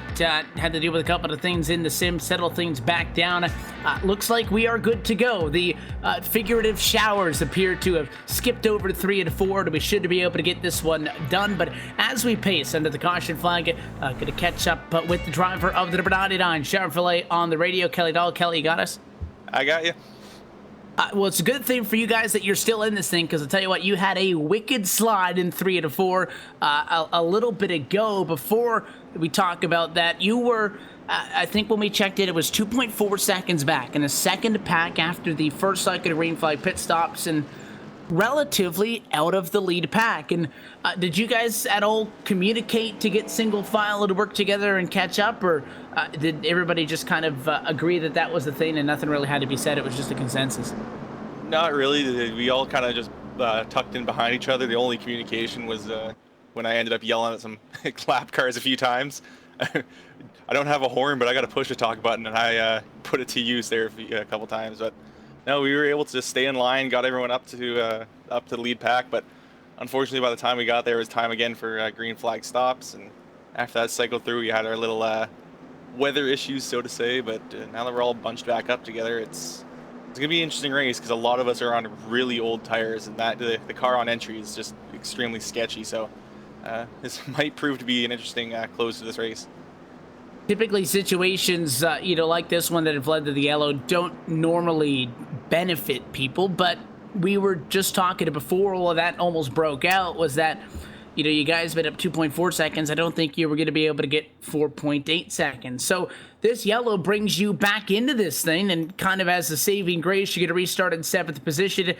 Now, based on the fact that we're going to have probably 12, 11 laps to go, you guys think you have a shot at winning this? And kind of what is the game plan to try to get up front? Really gonna have to see. I'm happy to be starting on the inside. We've had more success there, especially on the opening parts of these runs. The inside will jump up, and then maybe we'll see if that outside line starts working. I might be able to slot myself in there and get myself into a top 5 for the first time this season. Thinking the lights on top of the base car might be coming out this time by, so we'll let you take off. Before we do, any sponsors or shout outs you want to say hi to? I mainly want to thank to Brantley Rodden of Harpoon Designs. He's been painting my cars for the last year and came out gave me a brand new sprint car to go with the new dirt stuff. So he does some fantastic paint schemes. So if you're liking what's on my car right now, go check out Harpoon Design and give him a shout if you want something done for you. It is the driver of the number 99, Kelly Dahl, in the number 7 spot. Kelly, good luck. Thank you very much. I was going to say that Kelly Dahl going to be trying to represent the Canadians in the field here today, but he is not the highest running Canadian on the racetrack. Scott Warren, a little bit further up in front of him, who is running in the number 3rd position, actually holding that spot at the moment. Actually, the 76, while we take a look at it, does have some front end damage. I think so does the 15. So these guys are on old tires, Ray. They're beat up, they're damaged, and they're going to have 12 laps to go to fight it out amongst themselves and 22 of each of their closest friends. This is going to be an exciting race to the end. Going to be a nice 11-lap shootout, Ian. Actually, looking back at that Scott Warren Machine 76, the front end actually matches the rear end. The rear end's got a little bit of a bump damage to it as well. Let's hope it doesn't affect Aero too much. Gives them a shot at the top 5. As we go around turn 3, we'll be taking the green to 4. Front rows, side by side, going to be Jason Altmans and Frank Basilia III. Back on row number 2, Scott Warren, Shada Bekeachin.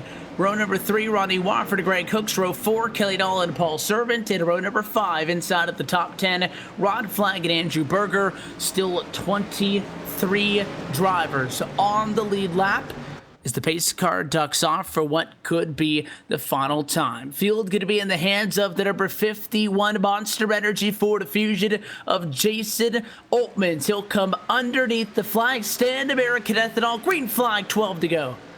Altman takes the lead right off the bat. A little bit of a nose in front of the 94 of Busala. No, fights back to the outside with absolutely no help, door to door, holding on to that 2nd spot.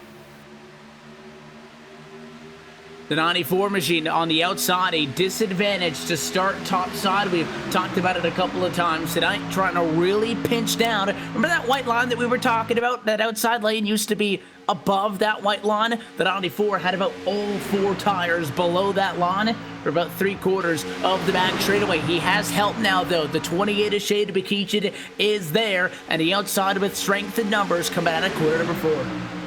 No shuffling up as of yet. Of course, lap 1 of 11 completed. Here this time by, we'll take Jay Ala, the leader in the 51 Monster Energy machine will take it. 76 pushing from behind. That damage doesn't seem to be affecting him at all. Outside line forming up now with 4 cars deep. Taking a look to see if anybody's going to make the Hail Mary move from further back in the pack. That on down to Kelly Dahl, doing a pretty good job. 4th in line on the inside of the racetrack. This time down the back, the 94 of Basilia top side, a car length of a disadvantage. Do we see maybe a 3rd lane become a factor? There's not really a lot of room for that at Daytona. However, maybe things at Talladega could be a little bit more susceptible. Caution flag behind your race leaders. Big wreck at quarter number 4.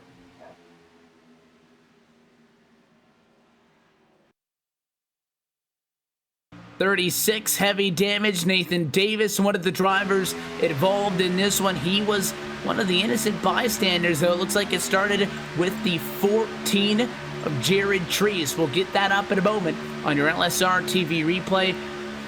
Not sure if he was really off pace. Looked like the 87 just hooked him, and inadvertently Rittenauer got him on that left rear quarter panel race. Such a sensitive part of these cars, and it hooked that 14 around, and from there it was on. Rittenauer ended up pretty hard into the inside of fence. Looks like he pancaked the driver's side, actually the passenger side of that one. He, I think, actually got the worst out of all of it as that Racing Warehouse Chevrolet spun off to the inside, and About 4 or 5 drivers going to try to limp down to the pit lane. What that's going to do, though, kind of set us up for a shootout to the end of this one, because caution coming out basically right at 10 to go. We're going to set us up for maybe a 6 or 5 lap to go restart, which would be the final restart on the night, considering the fact that if we saw a yellow after that point, this race would end under caution. Jason Altman's, especially the leader, has the advantage, of course, at this point in time, especially starting on that inside line. It looks like we'll at least go 4 laps right now. See if we're going to go pit. Yeah, we'll take a look to see some of the guys further back in the field, people who maybe didn't necessarily get totally torn up in that one, but who have some damage, want to come down pit road and just make sure that those cars are running in good condition. Austin Coop down on pit road, Brandon Monsivice, Kenny Holderman, Ray Rittenauer appear to be the only 4 drivers down pit road, and I really don't see any reason why they would take on fuel. If you're down there getting damage repaired, though, you might as well toss some fresh tires on it. Not sure that's going to get you from outside of the top 20 and a chance to win the race, but why not? No, not at all, actually, Evan. One thing I will say, don't take any fuel, because that actually counts weight into the car. Anything right now to lighten up that car to see if you can catch that lead pack would definitely be an advantage. 4 rubbers going on the Reitenhauer machine. He'll come back onto the track here shortly and regain the field, still actually the last car to be in the lead lap. A lot of wave bys going to go by as they try to catch up. We were talking a lot before the 2 most recent caution flags came out about those guys who are running laps down and were trying to kind of play the system, game the system, run with the leaders and try to hold those lucky dog positions or stay 1 lap down so that they could get a wave by and get back to the lead lap. Well, a lot of those guys going to be back in this thing. Jared Treese with a wave by.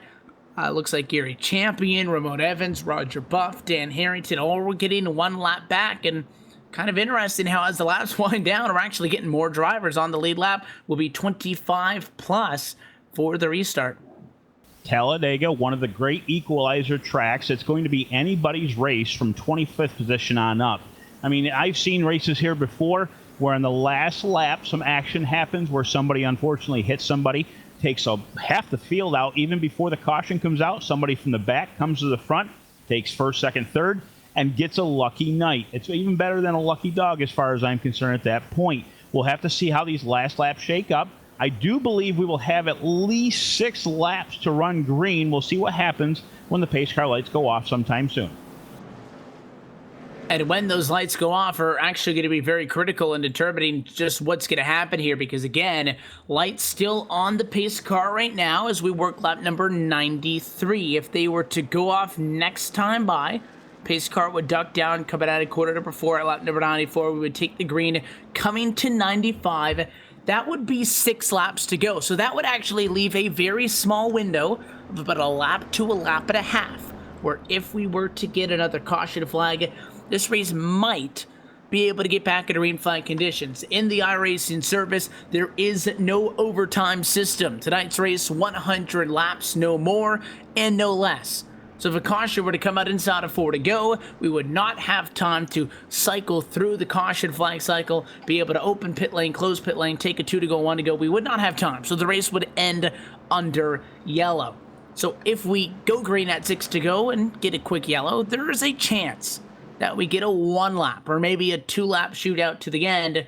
Once we get about 2 laps though in off of this restart, a caution would end it. And that's what makes these races so difficult, because the age-old question back when it was the 2-car tandem days, Ray, was if you're with somebody, do you want to be leading at a quarter number 4? Do you want to be trailing at a quarter number 4? Well, it's not that easy. We don't know if the race is going to end at lap number 100. So if you're, say, Frank Basilia, who's running 3rd right now, if you take 4 to go, I do not recommend staying in line behind Jason Altmans and waiting until quarter 4 on the last lap, because about a 3-minute window between 4 to go and 1 to go where a caution could come out and end this thing. So once we get to 4 to go, it is going to be absolute madness at the front of the field, and that really doesn't help the case of trying to get to the end. Completely agree, Evan. It's absolutely imperative that you get a very good restart on this next start. Like you said, it could actually happen anything within a lap and a half once that caution flies. If you are the leader and that yellow flag waves, you're the man at that point. Basically, the outside line doesn't have a good advantage because they got at least 2 laps before they get up to speed to be equal to the lower line. But it's anybody's race at this point. All bets are off the table. These last 6 laps, because we'll start on lap 95, as you said, will be one of the greatest of the whole race. And just to put this into perspective, if this was a normal Talladega race, 94 laps, we would be ending the race at this moment under the caution flag. So those extra 6 laps that we're getting just tonight, the difference between 250 and 266 miles between the American ethanol green flag and a checkered flag, is either going to really make somebody happy or really tick that 51 of Jason Altman's off. Because if this was a normal race, he'd have this thing locked up and he would be done. He's got 6 more laps to fight and possibly 2 more restarts. Chances are this will be the final one, but again, it depends on how long these guys can hang on. And I mean, look at the 76 of Scott Warren. That car is torn to shreds. Doesn't matter. They're all going to be going hard for the checkers. As it says on its hood, this is war. We'll see what happens. Pace car is about to pull off the pit lane. We'll see the green flag shortly. Field going to be in the hands of that 51. 25 cars, 13 rows deep. Going to come out of quarter number 4 for what could be the final time tonight from the Talladega Superspeedway. Side by side, Jason Altmans and Scott Warren. 6 laps to go from Talladega. Green flag. Altman's to the front, shoved by the 94 of Branksmith out of the third. Gives it a shot down to turn 1, gets him by a car length. The 76 to the outside, trying to fight back.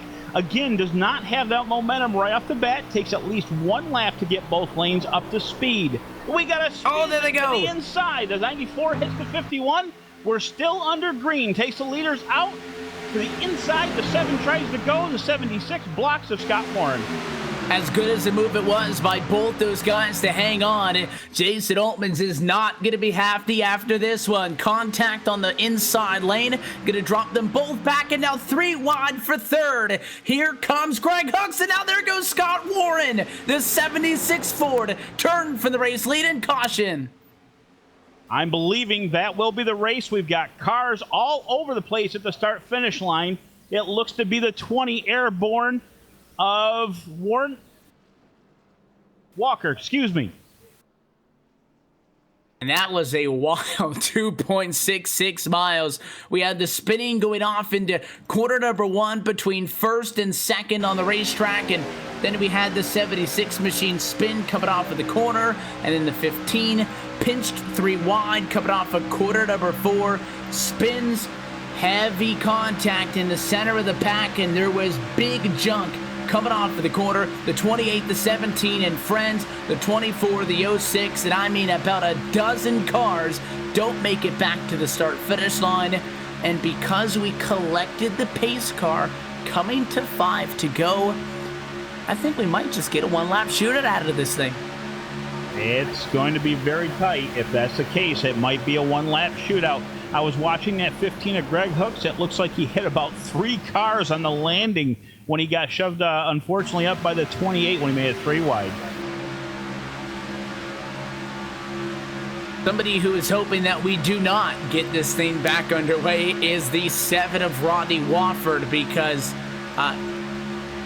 he's going to have the opportunity to, obviously, just kind of pace himself home and take the race win. Something else that we have to consider as well is if we don't get back into green flag conditions, is the finishes in this series are always under review. And while the 76 machine, who was leading coming out of quarter number 4, well, he's not the one who triggered the caution. He got turned by the 7. And while the 76 did not touch anybody else, you could argue that that led to the 15 getting turned by the 28, and if race control were to see that, a penalty could be assessed to the 7, and Kelly Dog could win this race. So you never know. If the 99 thinks the 7's going to be penalized, he doesn't want it to go back green. If he doesn't think the 7's going to be penalized, he wants it to go back green. So there's like 3 different scenarios that could happen here. My vote, one-lap shootout. We will see, though. The only way we can know is by keeping an eye on those lights on top of the pace car. You know, as I said, that will be the most exciting laps that we had this race. And actually, I think it was. We'll see what happens towards the end here. I completely agree with you. Being turned by the 7, there may be a chance that the 99 of Kelly Dahl has this race. Kelly is hoping that they do not go back green. Kind of repeating what you said, but I completely agree. Kelly actually recovered from a low line almost spin when he hit the apron earlier in this race. Yeah, he could have wrecked out there. In fact, he probably should have. It was a great save. I agree 100%. Now, going back to the third place, which might be second, depending on what happens, of 10, the Pontiac of Rod Flagg. It seems like he got a little bit of that wreck, a little bit of right side front damage, but still held it to the floor, held it to get to the front. Done a fantastic job all night long getting to the third spot. And you saw it on board there with the 7. That was basically identical to what happened off to turn number 1. Again, it kind of got lost in all this chaos, but I said that if this race is not won by the 51, then someone who's not going to be very happy about those extra 6 laps that ended up on the schedule is going to be Jason Oatmans. He was all by himself on the inside, getting a push by the 94, and Basilia just got him on the left, and it hooked him. Nearly identical. It was coming out of turn number 2 where those guys made contact, and the subsequent incident with the 7 that we got a better look at happened coming off of quarter number 4. So, again, a lot to break down from that 95th time around the racetrack. However, that time by, the lights are still on top of the pace car, but Ray, hearing from the drivers that they were just given the 2 to go, which means we will have a 2.66 mile and 1 lap shootout for it all. Theories behind this last lap. I said the other ones would be exciting. This is the brass ring right here. We'll see what's going to happen. People are going to shuffle it up, doing their best to get to the front. There's going to be no help from anybody as far as I can see. Once they double it up, we'll see how they stack them. And I don't think there's any teammates together at this point either, Evan.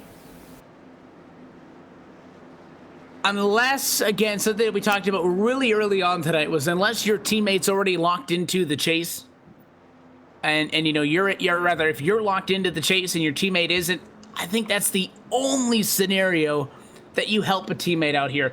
Teammates are great to have in the opening 99 laps of this race. You work together, you can control the pack.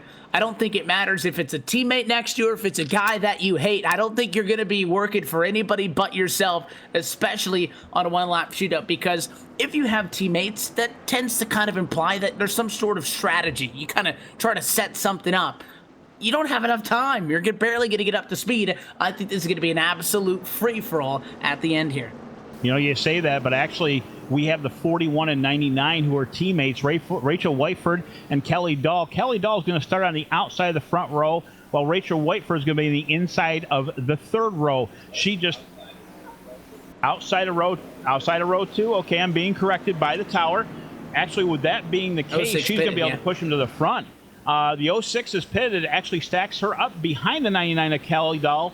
And we'll see what happens here. All she has to do is get to his bumper and shove like crazy.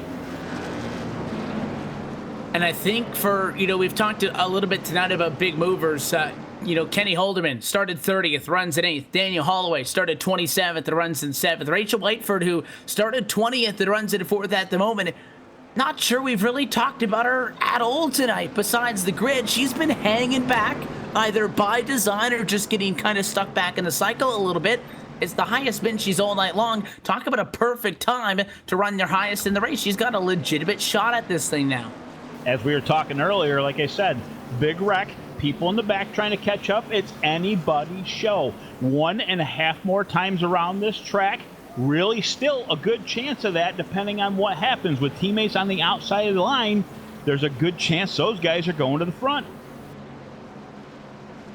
Pace car is going to drop down to pit road this time by, and despite the fact that it might not look like it, I promise you that is a Ford Fusion running on the outside of row number 2. Rachel Whiteford going to be lined up behind teammate Kelly Dahl. Inside of them, control car Rodney Wofford going to be being pushed by the 10 of Rod Flagg, who just may have a little bit of damage.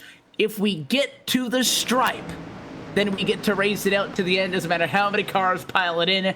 It is going to be a 1 lap to go shootout from Talladega. The iRacing.com Ford Mustang GT pace car off and away. They wait at 80 miles an hour to be unleashed, coming to the line. One more time around. American Ethanol, green flag flies, big check up on the outside. Dahl around and caution flag is out. This race is over. Best I could see it. Unfortunately, the 99 just did not get going. A little shove from Rachel from behind, turned them into the wall, and that was that. And obviously, you have to imagine those people, you know, Dahl and Whiteford on the radio trying to chat with each other and coordinate that start. And the 99 just didn't go. And the problem was Whiteford recognized that, backed off the gas, but the 21 was going, kind of punted her back into him, turned him around. And I think everybody fourth on back was junked in that thing. That's exactly what I'm seeing here. There wasn't one car from fourth on back that was actually straight after they passed the stripe. This will actually give the win to the 7 of Rodney Walford. Rod Flag second, Chris Pizzini in the third.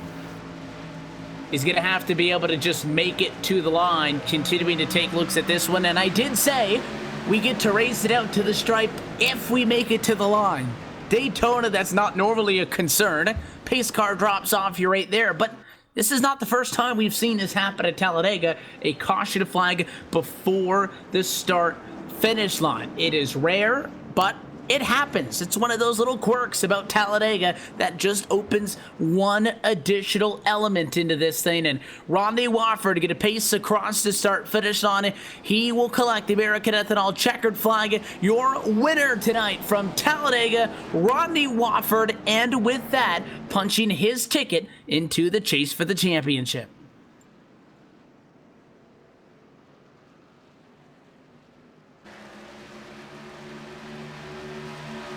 Nothing short of exciting this evening. As I said, the last bunch of laps, the last lap says it all. Unfortunately, a lot of cars collected in that last bit of wreck. Rodney Walford coming on top, the lucky guy.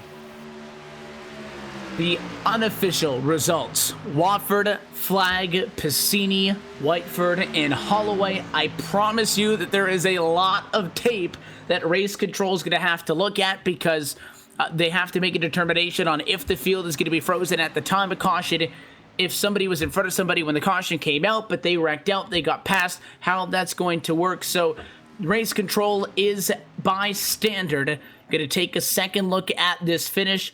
Nonetheless, though, Rodney Wofford is, as of now, your unofficial race winner from the Talladega Superspeedway. The Gentleman Jack, the Jack Daniel Chevrolet, gonna burn it down. He is in, as of now, to fight for a Superspeedway Cup Series championship after winning in an absolute thriller tonight from Talladega. So as race control heads to the video, we will head to one more break, come right back to Talladega, talk with your top finishers, and get you set for next week's race from Daytona. Post-race show coming up next from Lincoln, Alabama. You're watching the Superspeedway Cup Series on LSRTV, the voice of sim racing.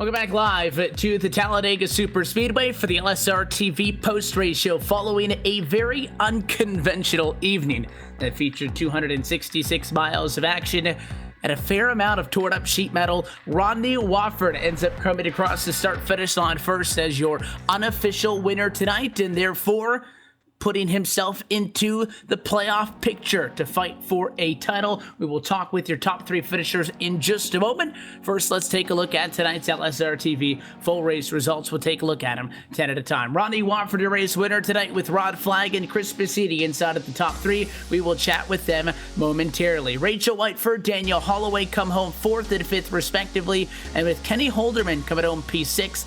Those last 3 names, Whiteford, Holloway, Holderman, all started from outside of the top 20. Good nights working their way forward. Ray Rittenau, the second, had a solid evening coming home in 7th position. Brandon Monsivice is able to sneak in with a P8 result. Frank Basilia in a spot to win it on one of those late race restarts, falls back to 9th after contact with Jason Altmans, and rounding out your top 10 was Austin Coop. 11th place will be the 76 of Scott Warren. Gary Champion in the 18th will take your 12th position, starting from the 16th place. 12 of Corey Henry in the 13th position. 14th will be the 28 of Shane McKeon.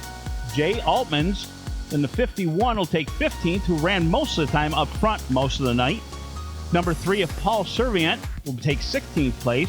17th will be Justin Levine in the 17th machine. 82 of Dan Harrington in the 18th place. The 19th will be Jared Treese in the 14th machine. 24 of Andrew Berger will round out your top 20. Only one lone driver was able to also come home at a lead lap. That's going to be 21st position, Tom Dryerling. 1 lap down, 22nd through 24th, Glenn Hedrick, Roger Buff, and Kelly Dahl, who sounds like had issues with the gearing coming to the start-finish line, which led to that checkup so close to a win. Ends up in 24th. Dwayne Cooper, 5 laps down in 25th. Same distance back for Ramon Evans, who comes home in 26th position. Again, everybody else from here on back out of this race when it was all said and done. 27th, Greg Hooks. Derek Walker, 28th, Nathan Davis, 29th, with Garrett Atwell in 30th.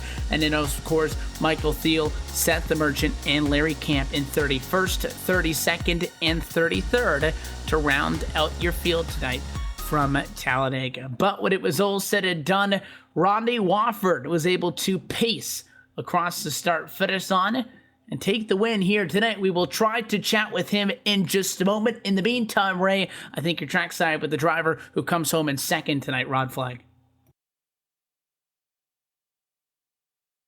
Finally, my way down here to the number 10 of Rod Flagg. Rod, congratulations on a 2nd place run tonight. Walk us through those last couple laps, if you would, please.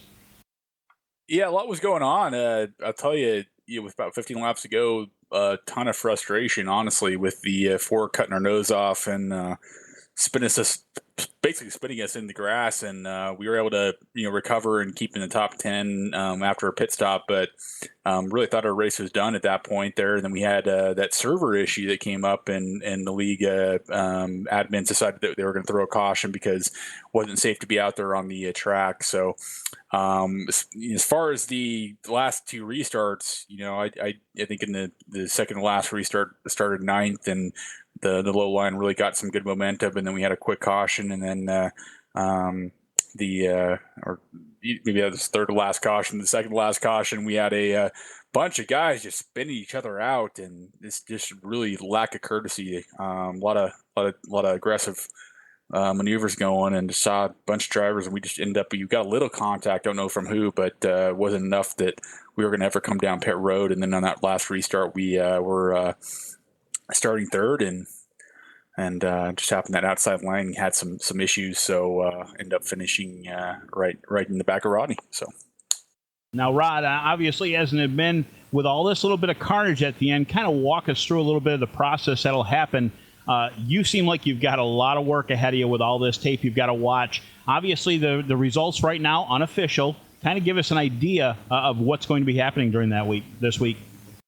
Yeah, we look at every incident. So any incident that brings out a caution, any incident that's causes a wreck, we look at it. And if somebody is the proximate cause of an accident, they lose 5 points and lose $1. If they've cause multiple incidents. They, the penalties start to double, and they, lose just as many points. And it's we, guys pay to race here, and but they also pay if they cause incidents. So. Last week we had quite the payday. I think the league itself made about $10 or $12 or something back into the top 10 purse. So I'm sure the top 10 in points are going to be happy about that. But we review it, and we got two really great reviewers, great admins that I work with there, Chris Pacini and Frank Bashilla III.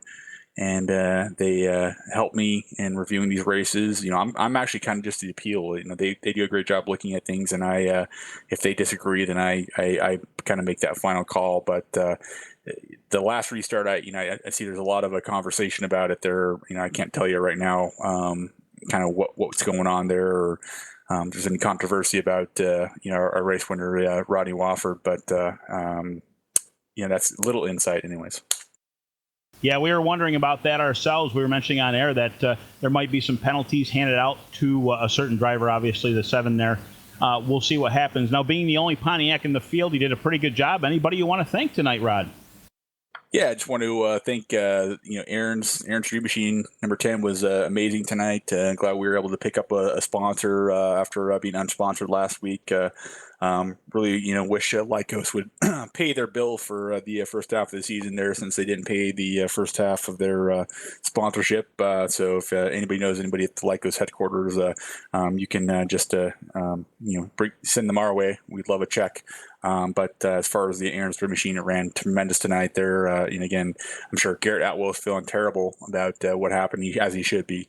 But we were able to get a good finish, and going to put us into playoff contention with this strong finish. And we're going to start being in drop weeks here pretty soon. So I can't wait to get to Daytona 07 next week and run strong.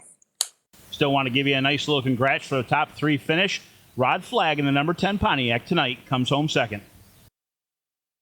One of the drivers who was right in that thing all the way down to the end, Rod Flagg, going to come home again provisionally second, as it looks, at the moment. So coming over the P2 in this one as well. Now going to try to see if we can chat with the race winner, Rodney Wofford. Rodney, you there? Yeah, I'm there. How you doing, Evan? I'm doing all right. I know that you've got to be feeling pretty good because you came across the start-finish line first, and I know that this race had a lot go down in those final 5 laps. So obviously, race control going to take a look at it before anything's official. But you guys had a spectacular night. Started up inside at the top 5, and as it sits now, coming home at victory lane, getting yourself into that playoff picture, I know it's got to feel good. Oh yeah, it feels really good. We keep this win. It's going to be really good. Been taking it real easy week in, week out, getting wrecked week in, week out, but feels really good to be crossing first as of right now.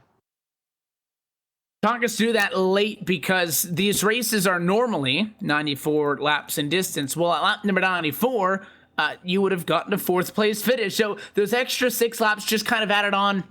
What ended up being 2 restarts, although I'm not sure if we can really count the last one as a restart. A lot that, kind of when it boils down to in these plate races has to do with a little bit of luck. At the end there, you were fortunate enough to not get junked in all of the chaos on your right-hand side. Do you just kind of feel like maybe that you guys were due a little bit, and tonight things just kind of lined up for you? Yeah, it did. Pretty much took it easy all night as much as we could. Tried to get a lap led, but was very unfortunate of that throughout the race. And under the last green flag pits, we decided to go with 4 tires because with this last update, it was loose on entry and exit of turn 2. So that gave us, real good grip for that last long run that we had there. And, unfortunately, that server crash, the crashing that we had going on, kind of hurt us a lot about to catch the guys in front of us. But with that caution, it came out, and it helped. Obviously, they wrecked, and I was pushing, I think, the 76 at the time, and I think they were on 2 tires. So when he came off of 4, he just drifted up. I was getting hit from the side, and it put him around, and I saved it and drove through it. Somehow started P1 and didn't get wrecked on that last start. Obviously, the thing that everybody's going to be talking about, and I guess what might be a determining factor of what happens at the end here, is the contact with the number 76 machine. We saw basically the same thing happen at the other end of the racetrack with the two guys inside of you guys, which is, kind of how you ended up in the lead position. What was it like from behind the wheel with you guys I think, really just trying to push and get away from everybody else? Yeah, on that last start, I was just hugging the bottom. Well, actually, outside. They went for a ride off of 2. I thought about going high, shot back to the bottom, had a little contact there, lifted, let the 76 back in. Then through 3 and 4, we were 3 wide down the bottom line, all below that white line there. And I was getting bumped a little bit and got out of shape and held on to it. And just, dude, it was dicey. We were back left and right, wheeling it like all hell. But coming off of 4, I don't know, what 76 drifted up. I was trying to do everything I could, push him, get clear, make a move I finally could try to make at the end of the race. But unfortunately, I think the 2 tires and with everybody being on top of each other, it didn't play that way. So at the end of the day, obviously, what you guys want is to get the win, to get yourself officially locked into the playoff. Even if for whatever reason that doesn't happen, you guys have had a great season, came into tonight 8th in the overall points. That puts you inside of the top 12. If you don't get that lock in tonight, you're in a good position in points, 4 races to go. Would the objective be then to kind of not put yourself in a position like tonight, knowing that you have the points, and would you maybe back off from racing for a win to points race, or is just kind of the motto for you guys is to just go out there and race and try to get wins every week and see what happens? I mean, as it has been, it's pretty much been kind of a back off, but also stay at the front of the pack, because track position means a lot here whenever you're right on top of each other. But with the win, I don't see any backing off. I think it's time to put a foot down and start running like some other people do. I think it's about time. There is no backing off. We might go a little harder now. Close it into the end of the season, and regardless of the outcome tonight in the chase grid, as of now, your race winner tonight, Rodney Wofford. Rodney, before we let you take off, as always, the sponsors, the shout-outs, who makes it happen for that 7 team? Everyone at DHI Race Fan Racing, I gotta give a huge shout out to them. Chris, Greg, Derek, Corey, Kenny, all those guys. They're phenomenal guys. They're a great group. They're a great team. I want to give a huge shout out to any family members watching. My mother and my father. I love you guys. Thank you guys for everything you have done. My brother, my nieces, all them. I love you all. Thank you all so very much. And I'll see you guys next week.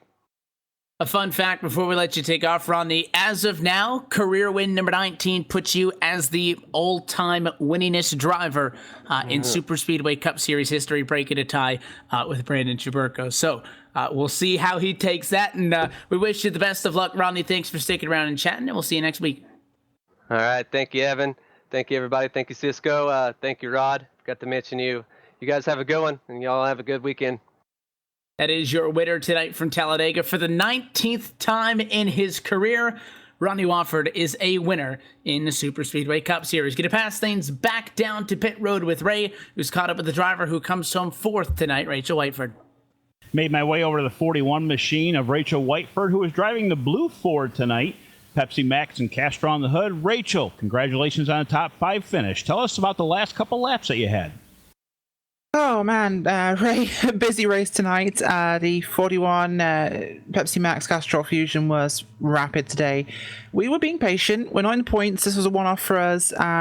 We stayed pretty far back most of the race, and we played some strategy. We took left sides in the first green flag stop, and then we took no tires on the next stop. So it was squirrely as all heck. I guess you can see on the TV monitors. We came home a little bit bent up and out of shape. I want to apologize to our teammate Kelly Dahl for that one. Last restart, I mean, we came flying through some of those wrecks towards the end. I think the last wreck that brought out the final caution, before the last lap, I should say, I had cars flying over the top of me.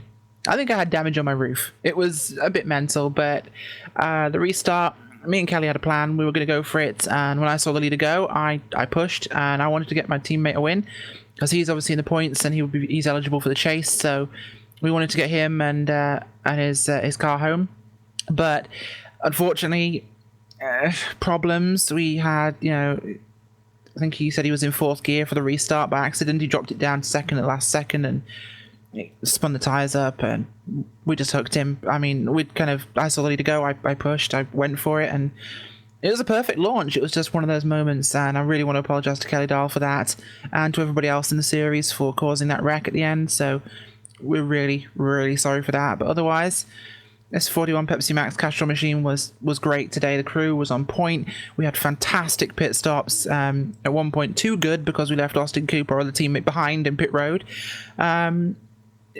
Great race. These guys are fantastic on track. The respect is amazing, and what a series. Unfortunately, things do happen, especially when it comes to the last lap chaotic thing. We understand that it was in 4th gear too, from what we heard, in hopes that you guys can recover next race. Tell us one other thing. I see you started 20th position, and it seemed like you come up through the pack pretty quick during that last set of wrecks beforehand. Tell us how that all panned out.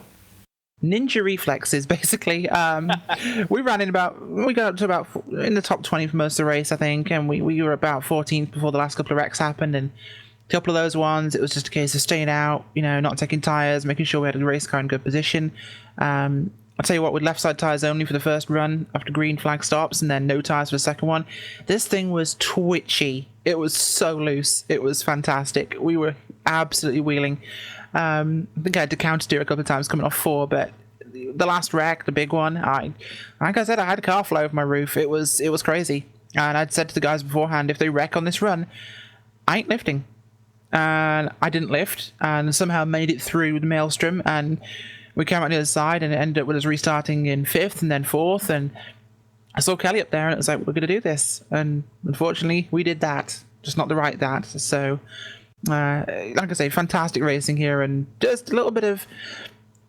this ain't my first ballroom. I've done plenty of Superspeedway racing and other oval racing in the past, so it's... I could smell it happening, and when I saw the wreck, I kind of moved up the track to where I thought I'd be safer, and we managed to get it through. So, it was a great day. Twitchy makes it for an exciting race, especially the last couple laps. You've already thanked Pepsi Max and Castro. Is there anybody else you'd like to thank this evening? Absolutely. I'd like to thank everybody watching at home. I want to thank RaceSpot TV and LSRTV, of course. I want to thank Rod Flagg from Superspeedway Cup for letting me run tonight. So it was absolutely fantastic to be here. Rod, thank you so much, and all the guys from Superspeedway Cup, especially all the guys up here from LSRTV and my friends at RaceSpot. So it was great, guys, and, well, thank you. That's Rachel Whiteford in the 41 Ford on a top 5 finish, finishing 4th this evening. And that's just about it down here trackside. Wasn't able to get a chance to talk with Chris Basidi, who comes home in 3rd, so was able to grab the 41 Rachel Whiteford and talk with her. And what a night. And it was unconventional, I think, more so than normal, just because of the fact that we had a little bit of a longer race. We had that little bit of a connection problem there. The showers, as we like to say, off in 3 and 4, that brought it a yellow. It was a very weird night, and a weird night, Ray, by Talladega standards, is a really strange night. Well, with this new build, a lot of guys got a lot of things to learn. And I'll tell you, nothing short of exciting. Absolutely fun race to watch, fun race to call. Evan, it's been a very good pleasure being in the booth with you this evening. If you want to catch us coming up through the next couple of days at iRacing Live, I encourage you to go to our website at www.livesimracing.com. You can also stay in the loop by following us on Facebook at facebook.com/LSRTV official, and by giving us a follow on Twitter at twitter.com/LSRTV. We will see you tomorrow night for the United Sim Racing B&C Lawn and Landscaping Truck Series right here at LSRTV. But as well, we have dirt coming to iRacing Live. Our friends at RaceSpot TV get to have the coverage tomorrow night. They have sprint cars on track. We will pick things up on Sunday. For the wrap-up of all of that excitement, we are going to have super late models on dirt this coming Sunday. For all of the information on that, you can check us out at our Facebook and again on our website. Until then, though, on behalf of the entire team at LSRTV LLC, for the folks behind the scenes and for the broadcast crew topside tonight, for Cisco Scaramuza, Ray Richer, and myself, Evan Pasoko, I want to thank you so much for tuning in and congratulate Rodney Watford as your winner tonight from Talladega. You you can catch the entire Superspeedway Cup Series Championship all the way through to the season finale right here on LSRTV at iRacing Live. Until then, we'll see you next time.